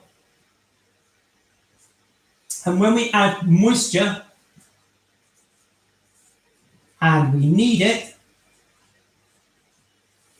what starts to happen is we get this stuff called gluten. Gluten, gluten.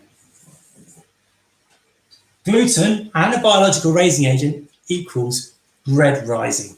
And that's what's going on over there. We're giving it a time which we call proving. And you can just turn around to the, there we go. And we're already at this stage now. We're at the proving stage. So we are at the stage now where we're making this, we're letting it prove. And what we're going to do is we're actually, now you can either shape it and then prove it, or what we're doing today is we're leaving it and then we're going to shape it and make it into our wonderful breads. That we might even do, you can do 2 or 3 proofs. So we might do another one. Anyway, let's work on the center. What we're going to be doing now is we're going to be working on what needs to go into the middle. So this is the fruit mix. So we're going to be using a fruit, an egg, and we're going to need another bowl for this one. So I've got another clean bowl here. We're going to be working on our wonderful center. It's a beautiful pinky mess here that we're going to have inside, which is going to taste wonderful, wonderful, wonderful. So what are we going to put in there? We're going to put in 150 grams of fruit. Now I did say I'm going to use a mixture of fruits here. I'm going to have a go at mashing again. So I'm going to get the old fork out. I'm going to be mashing these ones up really, really well on there as we mash these through and create our food. So let's have a look at what we've got. We have got some frozen fruit. So I'm going to put in there a little bit of frozen fruit. So I'm going to put in there, let's have a look. Where's my spoon gone? There's my spoon. How much? And it's all going to be different weights because, okay, we're putting some beautiful frozen fruits. There we go. And I'm using a mixture. There's a mixture of berries here. That's nearly, the one more will probably be, there we go. There's 50 grams of the frozen fruits. There we go. 50 grams of the frozen fruit. I'm going to put in here some fresh fruit. So I'm going to use a strawberry. Ooh. I'm going to use a strawberry and I'm going to hull a strawberry. Now, if you don't know how to do that one, I'm going to show you. I'm going to need something for this. Just give me a minute. I'm going to run to the other room where I'm going to grab a tool, a very important tool called a straw for a strawberry. So if you need to go and get a straw, if you've got a strawberry or the berry, I'm going to show you how to hull a strawberry and tell you what hulling is. So just give me a minute. I'm just going to go and grab that one from the other room. Let's go grab that one. I'm still here. I'm just going to go to the other room though and see if I can pick up one there. No, I think it's just me. So just bear with me. Bear with. I'm just going to go to the other room.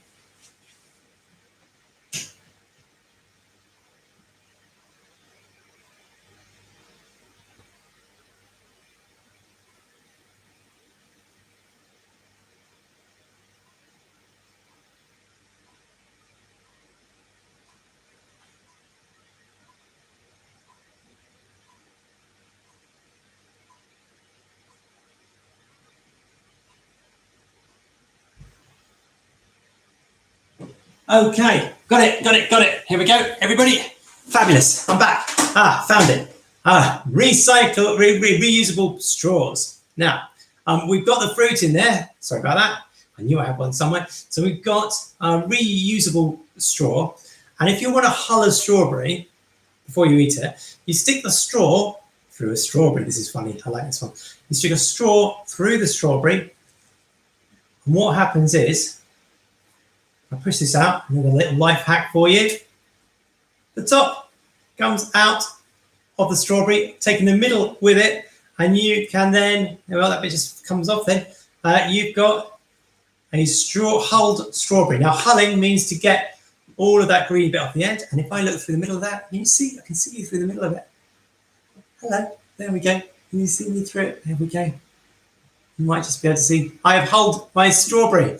There we go, all the way through the strawberry. So that's a way of doing this. Now we need to mash this one up. So you can either use the fork, so I'm going to use this one, but you can also just use your hands and you can just crush this one up. There we go. So I'm going to just crush this one up into my bowl. And I'm just going to make that one up. So we need to We're looking at still trying to get 150 grams. There we are. I'm just going to mash this one up. There we go. Going to mash it all the way through. So we got, we're nearly there. We got, what are we on? 70 grams. Let's do some more. Hulling the strawberries. I'm going to hull another strawberry. So using my straw on a strawberry, there we go, through the middle. Oh, there we go. Pops out the end. All the way through there one. And I'm going to just crush that one up. Crush a berry. Not crush a grape, but crush a berry. For any of the adults out there. What are we doing right now then? So we are now getting strawberries and fruit into our bowl. We're using, we're trying to get 150 grams of fruit mixture into there. This can be either fresh fruits or frozen fruit or indeed canned fruit there. You don't need any of the juices that are in the can, and they're all going to go into there. I'm going to put in some blueberries as well. Now, while you're doing this one, have a think and look at the packets. Find out where did those fruits come from. Remember, today's also looking at food provenance at the start. So we're looking at where our food comes from. So it's always good to look at the labels, find out where your different fruits have come from. Are they British fruits? Are they imported fruits? Where did your strawberries or berries come from? Were they berries that you picked yourself? Maybe like blue, or you might pick some blackberries during the autumn, during lockdown in the autumn, and you might have thought, well, I don't know what, I'm going to freeze some of those. So this would be a perfect opportunity to use those up. Maybe you had some fruit from leftover from a pudding, and you want to put that in there. Fruit cocktail. You can put a mixture of different fruits in here. So I've got a real medley of different berries in here, and that's what I want you to be getting up to. I'm up to now, where are we up to? 100, so I've got to get another 50 in there. So I'm just going to squeeze some more fruit in there. I've got some squeezing them in. I'm just going to squeeze this fruit in. I'm going to do the same with some more of that strawberry. I'm going to hull another strawberry. Here we go. This is all good because how much of your fruit and veg do you need a day? Anyone know? Let's see who's going to be the first person. Is it going to be YouTube or is it going to be Talkie Girls Grammar? How much fruit and veg do you need a day? Come on, you know this one. Just squeezing this one in there. 5, of course, 5. All right, here's a more complicated one. Does anyone know what the government recommends should be fruit and how much the government recommends should be vegetables? Think back to your learning. Does anyone know this one? Or I'll give you another minute or so while I carry on squashing up fruit with my fingers and getting, oh, I'm taking that off without actually doing my strawberry bit. It's my strawberry trick. There we go. I love a bit of strawberry through the middle there. So I'm just going to crush that one up there. Lovely. Well, I'll tell you, the government says you should be having 2 of your 5 a day should be fruit and 3 of your 5 a day should be vegetables if possible. But if you can't, 5 a day. And does anyone know what counts as one of your 5 a day? What is a portion of one of your 5 a day? An easy way to remember this one for you. You might have done it with the Eat Well Guide. Think about the Eat Well Guide. Well, 1 portion is 1 handful. I mean, you're thinking, well, everybody's hands are different. If you're different from when you were primary school to when you're an adult. And the answer there is absolutely right. So the amount of fruit and veg that you eat will increase as you get bigger as well. Okay, but then you're thinking, when you're an adult, stop growing at some point. Absolutely. So your body needs will be different. Okay, and we talk about dietary needs in year 9 a little bit more. We go into the individual diets and the dietary needs for different age groups and target groups. Okay, I am now at 150 grams of berry medley there for my banana and berry bread twists. Okay, that's all ready to go. So what I'm going to do now is I am now going to squash that up. So I'm going to use a fork. I could use a blender if I wanted to. Could use a blender, that would be fine. In fact, should I use a blender as well? I might just use a blender. If you need adult supervision for blenders, because it's got a rotary knife in there. So if you've got a grown up close to hand, and otherwise you can just mash it. I'll tell you what, I'm going to just mash it with a fork. Let's just carry on mashing this one with a fork. And now I'm in with this. I'm going to be. Shall I blend it? I'll give it a quick blend. Let me just get the quick blender and I'll give it a quick blend as well, just to mash that up a little bit more. Here we go. Got one here. I'm just getting the blender for you, so use the hand then.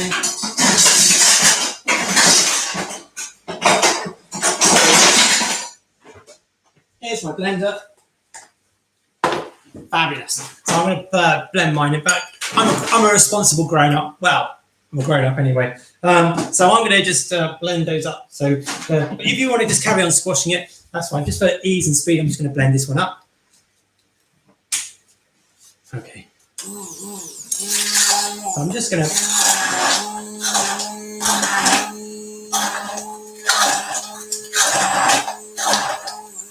I'm just blending those ones up for speed.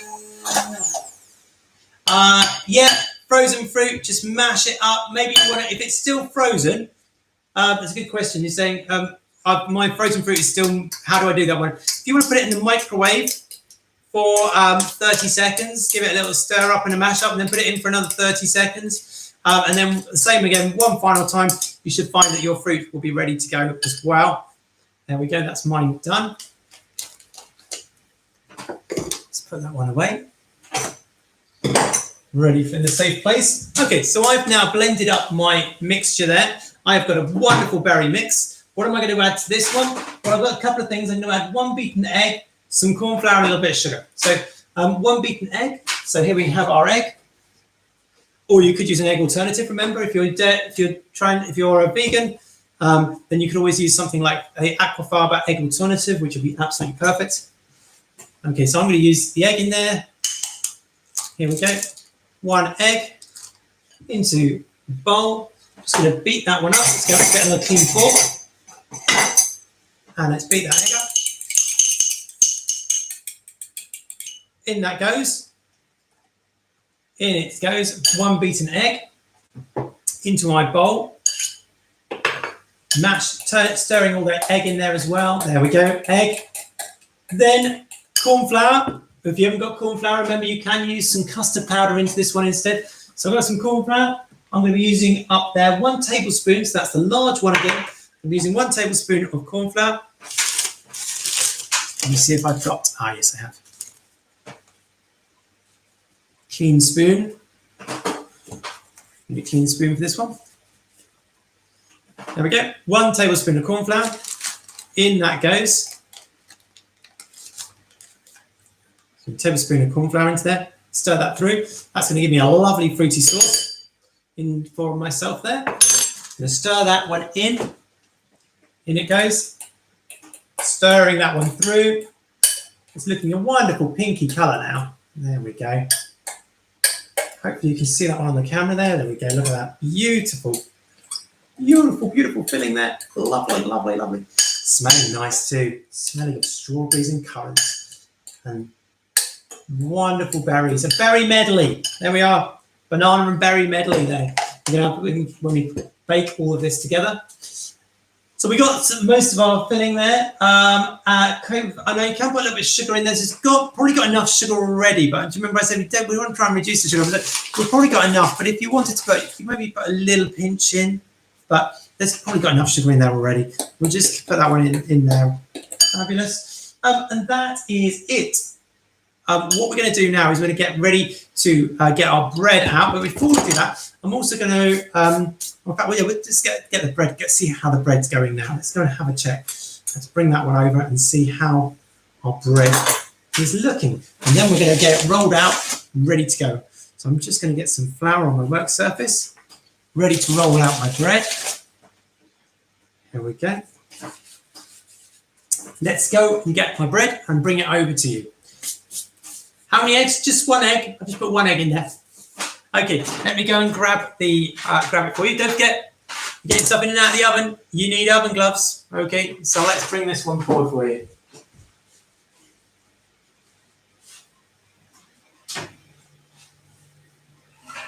It's not that hot because it's been at the top. But here is my banana bread in there. Beautiful. I'm putting it in out of the actual oven. So there we go.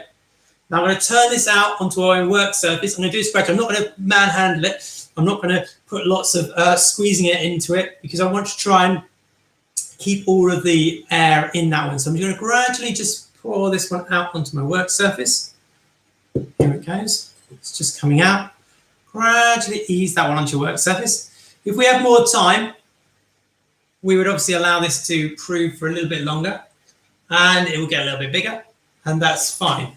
We don't have that time today, but if you did, you can make this one, leave it for a little bit longer. If you're watching this back, you might want to just pause the video now and just leave it for another 15 minutes. But I'm going to try and get this through this one as quick as we can for you, so you'll get a chance to do this one together. So what I'm going to do now is I'm now going to get this one rolled out. So I'm going to roll it down now, and I'm going to punch it back.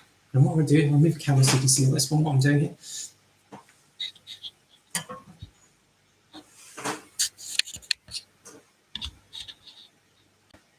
There we go.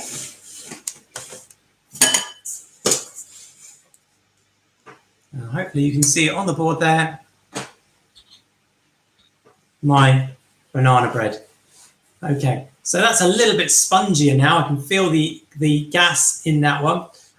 It's a really wonderful banana there on there, and that's my wonderful banana bread there with my yogurt in there, and that's smelling nice already with those wonderful bananas. What I'm going to do now is I'm going to roll this one out. So now I can use a rolling pin. If you've got a rolling pin, fabulous. But if you haven't got a rolling pin, what alternatives could we use? Because we're in a lockdown situation, you're not in school. So what can we use? Well, oh, look, somebody says they like that on YouTube. I love it. We can use a cordial bottle like this one, or a milk bottle. Just be careful, it's glass, you don't want to break that one.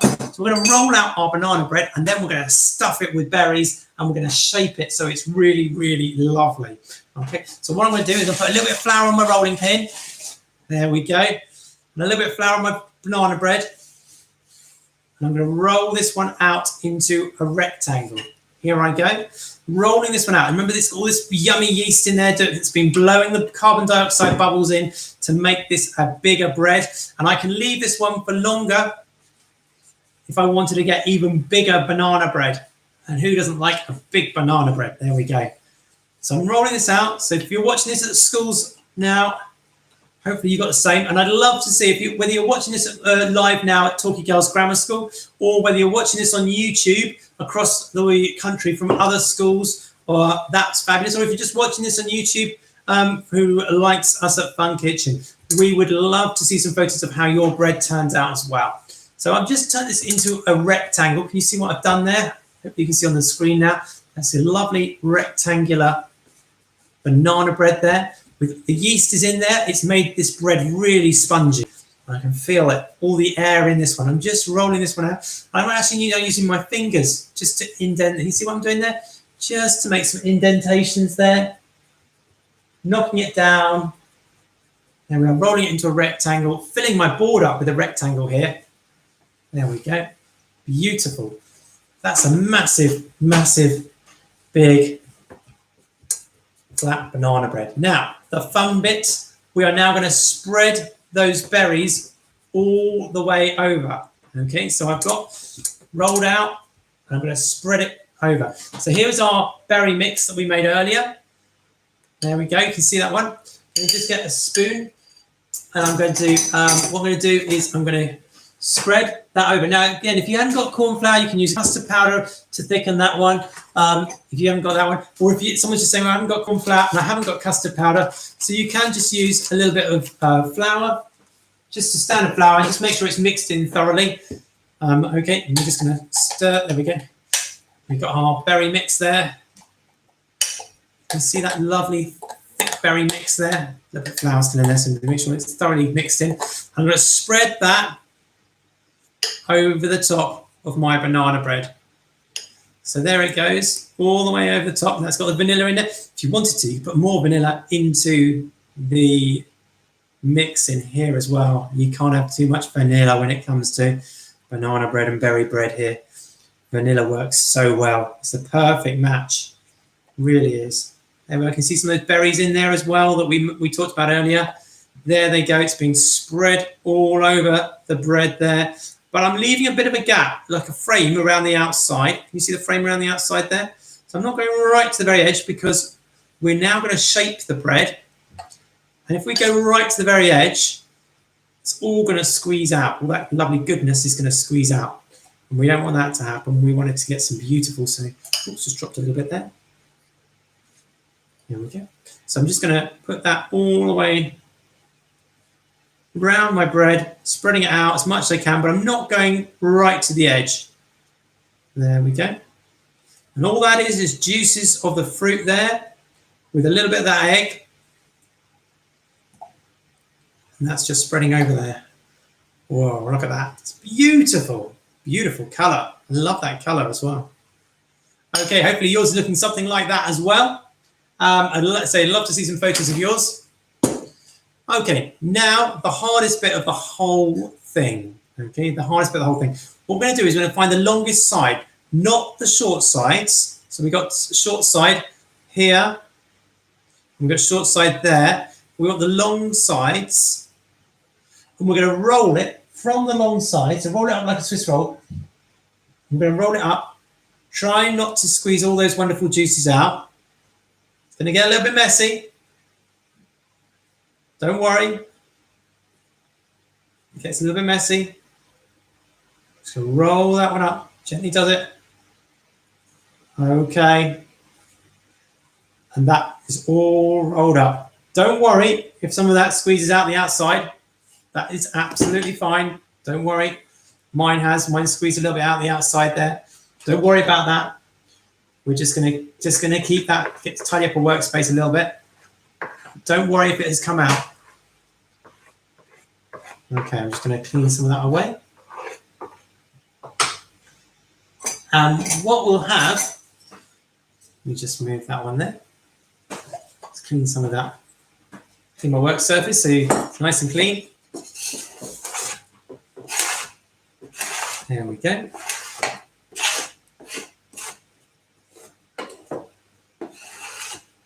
Good. If it's a little bit fruity on your board, you can always put a little bit of flour on there, a little bit more flour on there. I'm going to put a bit more flour on mine. If it's sticking a bit, some of mine's escaped there. That's fine. I'm going to keep the crease underneath. I'll put a bit more flour on there, cover that up. There we go. That'll be easier to scrape off then. There we go. It's a messy old game, isn't it? Right, next. We're now going to slice this up. So I've got my lovely bread there. And I'm going to slice this one up. And I'm going to put it into that rounded tin that we talked about earlier. Either you can put it into a cake tin, a loose bottom cake tin, or a rounded tin. So I've got my rounded tin. What I'm going to do with my rounded tin is I'm going to put some greaseproof paper into my rounded tin. Now, how am I going to do this? Well, what I'm going to do is I'm going to get the greaseproof paper and I'm going to cut out a circle which is the same as the base. Okay, so what I can do, here's my greaseproof paper. I'm going to cut out a circle which is the same size as the base there. Okay, or you may have even had some of these. These are like got a silicone base there. A silicone base that can go into the bottom already. You might have something like that, or your tray might be a silicone tray. So I've got some here. I'm going to use some of that straight into there. So that's going to cover my base. So you can use greaseproof paper, you can use a silicone mat to go into there if you've got one of those. And I'm going to just cover the base of my tray.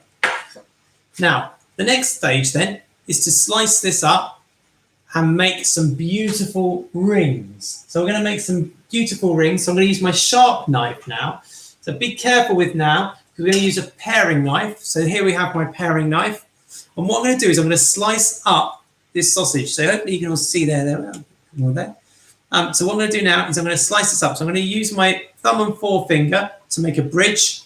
And I'm going to cut even slices down the middle. There we go. So it's not going to cut near my finger because I'm making a bridge there, shape there. Now what I'll have then, so I will have a twist, a fruit bread twist. I'm going to put that first fruit bread twist just on the outside circle of my tin. like that. I'm going to carry on. Again, try and make them the same width. And we're just going to cut through there. And I'm going to put that one next to it. And I'm going to just keep on doing that all the way around my tray till I completely covered up my tray. Now I'm going to do the same again. So I've got my Swiss roll, which has been rolled like a Swiss roll, and I'm cutting them, and I'm turning them on their ends, and then I'm putting them into my tray. So it's starting to look there. It's starting to fill up my tray now. Can you see that one? Wonderful banana swirls. I'll just show you what I'm doing so you can see that one there. Beautiful. I'm going to cut those swirls up, and then we're going to put them back into a tray.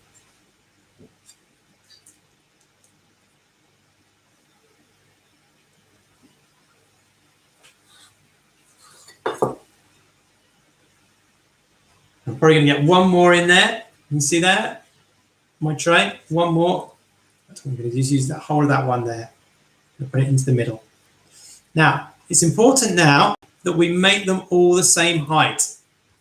So try and squash and squeeze these ones so we've got them the same height in our tin. They're going to expand, but we want them all to expand at the same rate. So I'm just giving them a little pat down. There we go. So they're all the same size. There we go. They are my banana bread fruit swirls. Now these are going to cook off and look absolutely amazing. We're going to bake them until they're golden brown, and then we're going to glaze them with some sugar. But before we do that, I'm going to put another egg brushed onto the top. Now I could use a number of things to brush the egg on the top. Or egg alternative. I could actually use a washed paintbrush. So I put this through and wash this one properly. Or I could use a pastry brush. If you've got a pastry brush, that would work perfectly. So I'm going to get a little bit of egg, a bit more egg. I'm going to crack another egg open. Here we go. So I've got another egg here. And we're nearly done, everybody. We've got another 15 minutes now. We're going to get this one cooked off. Hopefully you're going to see this one all done. So I've got the other egg there. I'm just going to stir the egg over the top. It's going to give it a nice little glaze on the top. Help it to go golden brown. There we go. I'm just going to brush some of that egg onto the top of my breads. Give it a lovely golden finish. And then we're going to finish that off, like I say, with some icing sugar as well. There's some egg on there. Now, your oven's already preheated, ready to go. And I'm going to come around to the oven now. I'm going to show the camera around, turn my camera around in a minute. And I'm just going to make sure I've covered all of this with the egg first, though. There we go. Good. Now, what we've got here is we've got, you can see on the camera there. Oh, wait a minute, move the cameras around. Maybe we keep it there, maybe it'll be easier to see. So I've got my my yeast breads with biological raising agent with my egg over the top in these swirls. I'm going to put these straight into the oven now, and then going to come straight back to you and talk about how we're going to top these off. So remove that oven gloves and you put yourself into and out of the oven. And they are going straight into the oven now. So they're into the oven. Okay, back to me. Now we've got a very messy surface here. There is a reason for wearing these. Let me see so you can see me.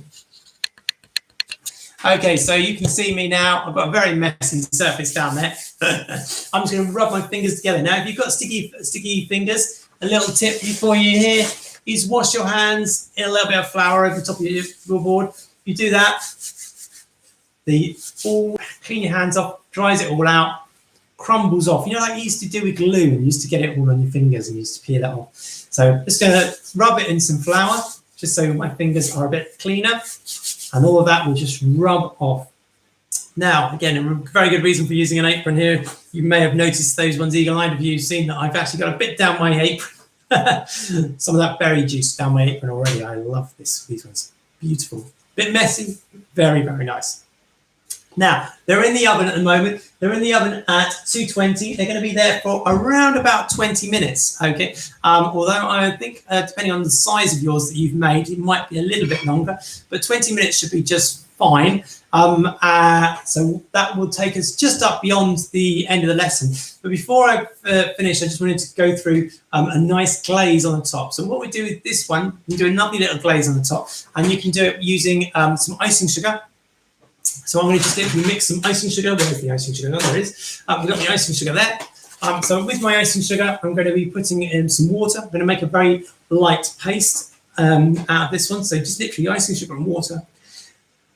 Mix it in a bowl. And then I'm going to brush this over the top and drizzle this over the top. I might even do it with a fork. Drizzle it over the top of the fork. As soon as these ones come out of the oven, as soon as they're golden brown after those 20 minutes, what will happen is the water's going to evaporate off real quickly as they come out of the oven, and you drizzle this over the top, and you're going to get this lovely sticky icing finish to the top of these beautiful banana bread swirls. Right, more questions. How big should they be? Well, mine's completely filled up my tin. So I used a round tin. You saw that tin I showed you earlier. So it's a good question. I used one of these. So I've actually, mine's completely filled one of these tins. And when you take them out, you'll be able to tear each piece off. So you'll each be able to tear off like almost like a cinnamon bun swirl. You'll be able to tear a piece off for each of you, and you can all have a piece. Now, I actually ended up with 5 large swirls in my tin of this size, but you could, like I say, use some sort of cake tin. If you've got one of those, that would work. You can also use an old a recycled flan tin. If you've got an old pie tin, one of those metal pie tins you could use. How long do they go into the oven for? For 20 minutes. They go into the oven for 20 minutes, depending on how large you've made them. If you've made massive ones, you want massive ones in one tin like I did, 20 minutes. You might have made smaller ones. You might have cut them smaller and done them much shallower in the tin, in which case you're probably going to need a little bit less time, probably nearer 15 minutes. And what you're looking for is them to be golden brown.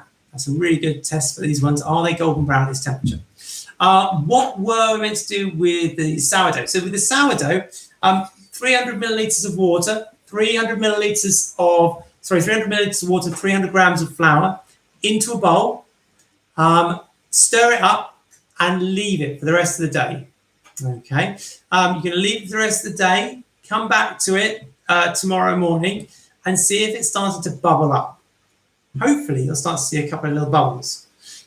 Take a third away of your mixture and add in 100 grams of flour tomorrow and 100 milliliters of water tomorrow. Give it a stir.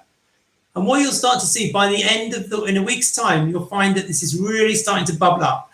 And every day, once you've added the flour and water, you'll find that it's bubbling up a little bit more, and it'll bubble up quite a bit. The first week, you might find it doubles in size when you bubble it out. So make sure, I'm using a loose topped jar here, so that the jar is just put on the top and it can get air into it. So when it expands, you can see where it's expanded up once I've fed it, and then it slows back down. So the idea is that I thought it'd be fun for you to have a go at making a sourdough starter. Then after a week, you can start to use that sourdough starter instead of using fast action yeast, and you will have your own one. Now, if there are weeks when you don't want to bake, you can put it into the fridge. You don't have to feed it then, just put it into the fridge and that will be fine. Or you can in fact even freeze it and then defrost it. And then when you want to start to use it, defrost it a couple of days before, give it a couple of days of feeding, and then you can use that one again. Or if you take it out of the fridge, and then putting it in the fridge just slows it right down, or put it in the freezer, slows it, halts it automatically. I guess it just halts it. Still alive, and you can still use it again. So that's what I thought with your sourdough. I thought it'd be a fun way to be able to make your own sourdough, and then you could try making this one with a sourdough. Don't forget, it will take 10 times the amount, so 70 grams of your sourdough starter, your mother culture there, and sourdough starter. You put that in, and you'll take 10 times the amount. So you'll need to, when you leave it to prove, instead of 1 hour, you leave it for 10 hours. So you might want to leave it overnight, or do it in the morning and then have it for the evening. So that's how a sourdough works. But a sourdough, like the fast action, is yeast. One of the 15,000 yeasts that are all over the place, yeast that you find naturally in the air. So, and this is how we got from leavened bread to unleavened bread, so unleavened bread to leavened bread. Ancient Egyptians discovered this. There was someone who'd been putting together grasses and water out on the Nile, left it on the side. You can imagine they left their bowl of breakfast, their wheat, still not, it wouldn't have been wheat, but they would have left their cereal in water out on the side. It's hot in Egypt, ancient Egypt, and they would have left it on the side, and then all of a sudden it started to bubble. It would come alive. And they didn't realize about yeast being in the air. They didn't realize about capturing the yeast, and all they could see was their cereal and suddenly come alive after they'd left it all day. And then they left it a little bit longer, scared of this one. It kept on bubbling up. So then they threw it into the fire, and when they threw it to the fire, it cooked. And there is where we get the first of our yeast breads. Now, you say yeast takes a long time to actually make our food right. So nowadays we use other things. Instead of using yeast for cakes and the like, we'll use something, different sorts of chemical in our food to help our food rise. And that chemical might be something like this. So we'd use a chemical raising agent called baking powder. Now, baking powder is a lot faster. It produces carbon dioxide far quicker. In fact, almost instantly. It takes seconds to produce loads of carbon dioxide instead of hours and hours to produce. And that's because it's a combination of an acid and an alkali reacting with one another, a dry acid and a dry alkali. In fact, I've got the dry acid and alkali here that's inside baking powder. If you ever run out of baking powder and you want to make your own, it's made of cream of tartar and bicarbonate of soda. So an acid and an alkali. Cream of tartar is the acid. The alkali there is bicarbonate of soda. We might be thinking that's not natural. How could I make it a natural chemical raising agent? Well, bicarbonate of soda you can get from, I don't know, if you dried out seaweed, you'd have bicarbonate of soda, and you could, well, it'd be an alkali. You could have an alkali and an acid that you can eat. We can eat lots of acids: lemon juice, lime juice. Think of the things you have in fish and chips. You'd have lemon juice in your fish and chips. You'd also have vinegar. There we are, a natural acid. So that is a lot quicker than yeast at raising our food up, but that's a chemical raising agent. So it's all very interesting, this looking at the difference between a biological and chemical raising agents. You can also have something called mechanical. If you've ever whisked up egg white to make a meringue, that's a mechanical raising agent. So a really interesting look today at raising agents, food provenance, where your food comes from. You've been using the oven and you've been shaping and making your bread today. Now, we are coming up to the end of the lesson. And the same for any lesson that we do, the cooking class today, is I need to just very quickly go through the most important part for whoever's at home who's supervising you. And that is this one on the board here now. Can you see that one? Hopefully you can. This is the next most important thing, is to make sure that we are cleaning up properly, washing up and cleaning up. Okay, so some quick little things to remind you about washing up and cleaning up. The first thing you need to be washing up and cleaning up is going to be your knives. Okay, so make sure you do that one first. You need to firstly make sure you've got some hot soapy water in your sink. So the hotter as possible, the most detergent or washing up liquid you can put in there, but as hot as you can possibly make it. And then you want to wash the sharps first. So take the sharp knife to your sink, one sharp knife at a time, point to the floor, blade to the back, take it to your sink. Don't drop it into your sink. Hold on to it so you can still see it. You don't want to drop it in there and have to fish it out. That's dangerous. And you don't be tempted to use a dishcloth. Use a brush to brush this sort of brush away from it. Then leave it to dry at the end of your drying area on your drying rack or on your sink rack, drying rack, whatever you've got to dry it. So do your sharps first, then work through everything else, going from the smallest to the largest. Be careful not to stack up. We use a few bowls today. Be careful not to stack those bowls up too high so they fall off your sink. Otherwise, you might even be using a dishwasher. Cheating, really. But you could be using a dishwasher. Now, if your work area is anything like my work area, I've made an almighty mess today. Therefore, we need to clean that up as well. Now, tip here. Please do not bring hot soapy water over to your work area to clean up all that flour. We talked about this before, but if you've got flour, which has got gliadin and glutenin in it, and you add water to it, and you start to mix it around on the table, what you're going to have is a very sticky stuff called gluten, and that's going to be a nightmare to get off your work surface. So with your work surface, what I suggest you do is you scrape down all of the flour and icky stuff that you've got on your work surface first into a messy bowl.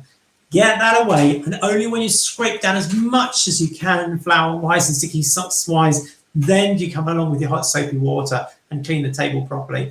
Otherwise, like I say, you're going to just end up with a sticky mess all over the place, and that's going to take forever to clean up. So little tips there for cleaning it up, but you do need to make sure that you've collected all the equipment you've used, wash everything up in the right method, and dry with a clean tea towel, with the exception of that knife, because you could cut yourself with that, so don't use a tea towel for that. Dry, clean tea towel and put everything away once you've been checked, not by a teacher, but by whoever is supervising you at home. You've hopefully making a start on that right now. You've got 5 minutes left of doing that. Sorry, got 5 minutes left of doing that. While you are doing that, I'm going to make up my icing sugar mix, my paste, which again is just going to be, and I'm going to show you what that looks like so you can see what that looks like, which is just going to be icing sugar and water. So while you're clearing up, I'm just going to do that one. Here's my bowl. In my bowl, I'm going to be putting some water and some icing sugar. So let's put the icing sugar in first. So I'm just going to put in, again, it depends on how big yours is. I'm just going to be putting in a couple of tablespoons of icing sugar in there. There we go. A couple of tablespoons of icing sugar into there. Hopefully you can see that one on the camera. Good. Okay. And then in with that, I'm going to put in some water. Just going to stir that through to make an opaque paste. Here we go. Just going to stir that through. So I'm just stirring through that water and icing sugar, and this is going to go drizzled on top of mine. How much of the icing sugar paste do we need? Oh, you only need enough just to drizzle over the top of all of your buns that you've made. So whether you've made 1 tray or 2 trays of your buns, I don't know how much you've made. You might have doubled the ingredients. I know some people like to make 3 times. We had some year 9 classes yesterday, and we were making gnocchi with them. And gnocchi is like a potato dumpling. And somebody made up enough for 3 nights worth for their family. They tripled the ingredients. I used that. So it depends on how much you've used, whether you're following my recipe or not. I'm just going to add a little bit more icing sugar into this one so it makes it a little bit thicker. There we go. Just keep adding and stirring and stirring and stirring and stirring. I'm going to need you can use a brush to brush it over the top of one. I'm just going to drizzle this over. Just keep doing it until all of that icing sugar has combined with the water. And it should just be a little bit thicker than that, just so it drips down a little bit. Okay, nearly there. A little bit thicker. Oh yes, that's more like it. Just stirring this one up, and like I say, just wait until all of that sugar just drizzle. You don't need to do this one. I just thought it finishes it off quite nicely from a decoration point of view. And that's another thing we look at GCSE. We look at how you present the food most attractively. So we look at your garnishes and your decorations just to finish off your food to make it look really, really good. Okay, so that is my paste done. I'm now going to go and have a look at my breads done, my bread twists to see if they're ready. We probably might need another few minutes, but hopefully I can give you an idea of what they look like. Let's have a look.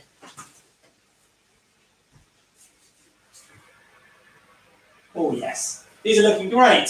Let me bring them over to you.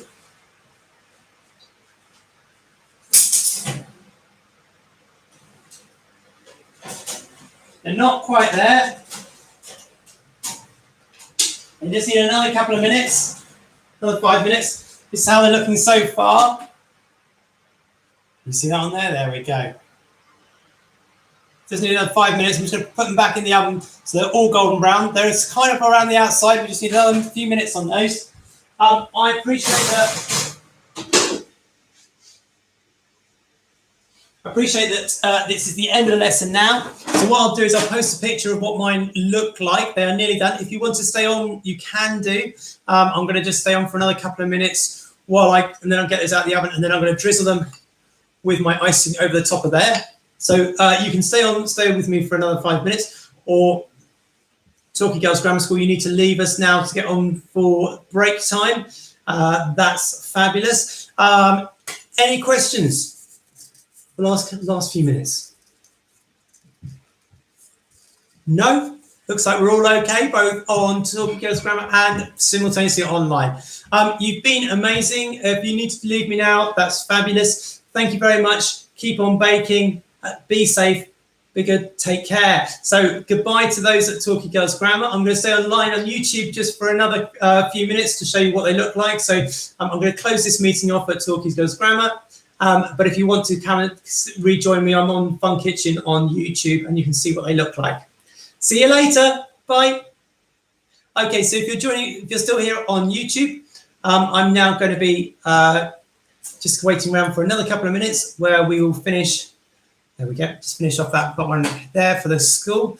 I'm now going to just finish these ones off here, say on YouTube now, just to show you what they look like when they're finished, so you can see what they look like. Just another couple of minutes there on those ones. Now you can do something very similar using this one, not just sweet, but you could also be making the savoury one. So I've got some on YouTube already for making a savoury bread, where you can put tomatoes into this one. And I've also shown you on there how to make tomato passata or tomato puree to go onto there. So you can spread it with tomatoes, which is a lovely one. Let's say you can either ready-made tomato puree, tomato passata, or you can make your own. And I'll show you how to, on the pizza swirls recipe, show you how to score the top of the tomatoes, de-skin the tomatoes using boiling them up, and then put them into ice cold water to skin the tomatoes. And then once you've skinned the tomatoes, how to de-seed those, cut them in half, de-seed them, then mash them up again to make into puree. I blitz them, and I added some onions and garlic. Like, you don't need to, but I put in some onion and garlic into them and blitz that in. So I softened the onion and garlic, sauteing those off, blitz those in with the tomato to make myself my own tomato puree for my pizza. So where I was spreading out the berries on top of the banana bread, what you can do there is I spread the tomato on instead, my homemade tomato puree, or like I say, you can bought tomato puree or even chopped tomatoes, put those on the top. Then some nice herbs on the top work really nicely. So you could put on there some basil, oregano or oregano, depending on what side of the pond you're on. They work really nicely. Chop that up on the top, sprinkle it with some cheese before you roll it out, and then roll them up like a swirls, like a Swiss roll, same as you did do for today's lesson. You can roll them up in the same way, slice them, and then I just lined them up separately onto a large baking tray. Sprinkle a little bit of cheese on the top again, and then you can brush them with egg again. Put them into the oven. Cook those ones off again for about 20 minutes, and you can have some savoury versions of this one. So it works really well as a sweet or a savoury. Now, if you haven't got time to be making the bread with using yeast, we talked about today in today's lesson, you can also make the bread as a quick bread. So replace the yeast, and instead of putting yeast in there, you put in there the baking powder. So you put in some of that baking powder instead, mix the baking powder in, and you'll have what we call a quick bread or a scone bread swirls. So instead of putting the yeast, you can do it with that one. So if you haven't got as much time, you want to knock this up really quickly, replace the yeast with the baking powder, and use, and we mentioned right at the very beginning, you can also use a self-raising flour to make it, and so you've got more of a scone bread. It's a slightly harder texture, and it's slightly denser structure if you wanted to do that, but you can do, and that's another version, another variety of being able to make this recipe.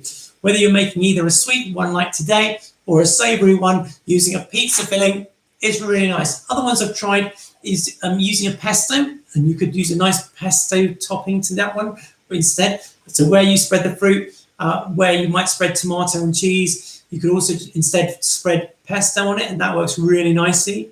Different types of pestos, whether that's a green pesto using basil or a red pesto with sun-dried tomatoes. And there's also a recipe, again, you can look on YouTube there, for making your own pesto. So all you need to do to make pesto is you pan fry your pine nuts very quickly, like toasting them, crush them up, a little bit of oil, lots of basil, and some Parmesan hard Italian cheese, or Parmesan Reggiano into there. Grate that in, mix that one up, and you've got your own pesto, which is beautiful. You don't have to use basil. I've also done it with kale as well, which gives you a lovely one. And you can spread that, roll it in the same way, slice it like we did before, turn them on their end and put them up. And each one makes these wonderful different swirls. So there's lots of different varieties you can use with this recipe and adapt this recipe. Okay, so we've got a few people joining us who are joining us back on. Hello, you're back. Can you use different fruit? Yeah, absolutely, you can use different fruit. So it works really nicely with lots of different soft fruits. I've done it with tangerines, mandarins, really nice ones. You can get like a citrusy one. Mango works really nicely if you wanted to do like that. And you can almost make a mango chutney one, which works really nicely. There's so much options available. It's almost like a closed sandwich you can put into this one. Lots of different varieties you can put this one. And then you've got a more traditional one, which will be a cinnamon swirl, which works in a similar way to this, using a yeast. And instead it uses butters and sugars, a lot of butter and sugar in it to make a rich yeast, like a cinnamon bun. And then you'd spread that one with melted butter and dried fruits. So you could spread that one with raisins or sultanas, a little bit of cinnamon in there to spice that and season it. Spread that one over the top, roll that one up, and you've got your cinnamon swirls. Or you could just do some melted butter and cinnamon on there to make just a cinnamon swirl instead of a Chelsea bun. But a Chelsea bun would be using dried fruits in there as well, and then spread out, then rolled up, sliced up, upturned, put onto a baking tray. Okay, any more questions there on YouTube? Before I go and get mine out, we're going to get mine out now. Okay, let's just make sure I've got lots of icing. You're going to have the icing ready, because as soon as they come out of the oven, you want to be getting that icing on the top. Okay, so I'm just going to get that one straight onto the top. Oh, look, see how that's stringy now?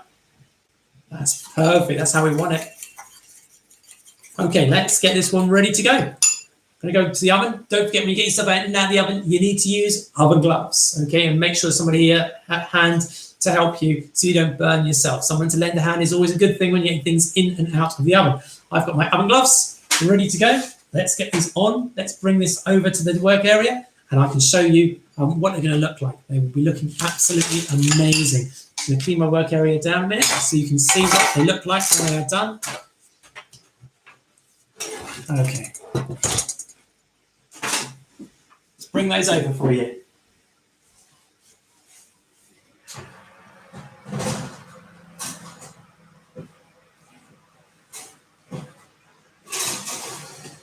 Okay, these are wonderful. Here we go, everybody. There they are. Can you see that? Can you see how wonderful they are? Don't they look good? Right, next thing, while they are still hot, gloves off. While they are still hot, let's zoom in here. Here we go. While they're still really, really hot, too hot to handle, I'm just going to move. Oops. Here we are. So you can see that on the camera. I'm now going to drizzle this with icing sugar. Can you see what I'm doing there? Oh, look at that. Sticky buns. And I'm just drizzling those with the icing sugar straight over the top.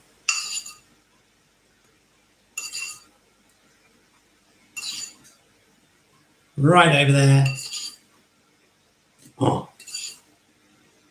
love it. It's giving them a really nice shine with them, making them really pretty. And you can tear and share these ones. Look at that, right over the top. I'm just going to go with this one with sticky. Make these ones all like sticky buns. There we are, lots of icing sugar all over there. Can you see that one on there? Look at that. I'll just turn it around so you can see all of that. Oh, sticky, sticky, sticky. Banana and berry twists, which are just going to be beautiful. Let's turn that one around again so you can see all of those swirls. Can you see the swirls going on in there? And the swirls there. This is looking absolutely. I wish you could smell this one, because the smells coming out of here are absolutely. I'm just going to literally drizzle this one now over the top.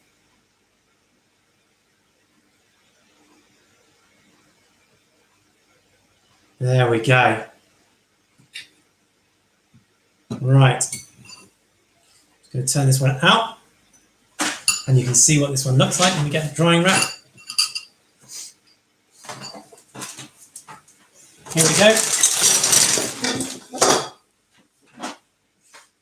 Dry that. That's cooled down now. Cooled down enough to touch.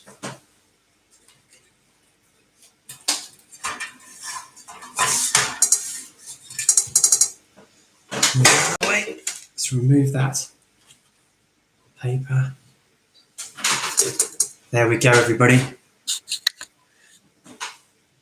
And there we have our wonderful bread swirls. And these are going to be absolutely delicious. They smell superb. And that is your breads for today. Wonderful swirls. There, you can see the swirls in there. Sticky buns. And you've got the fruit coming through there. And you've got those swirls at the top there. And you can just tear and share these breads out. And they will be absolutely divine.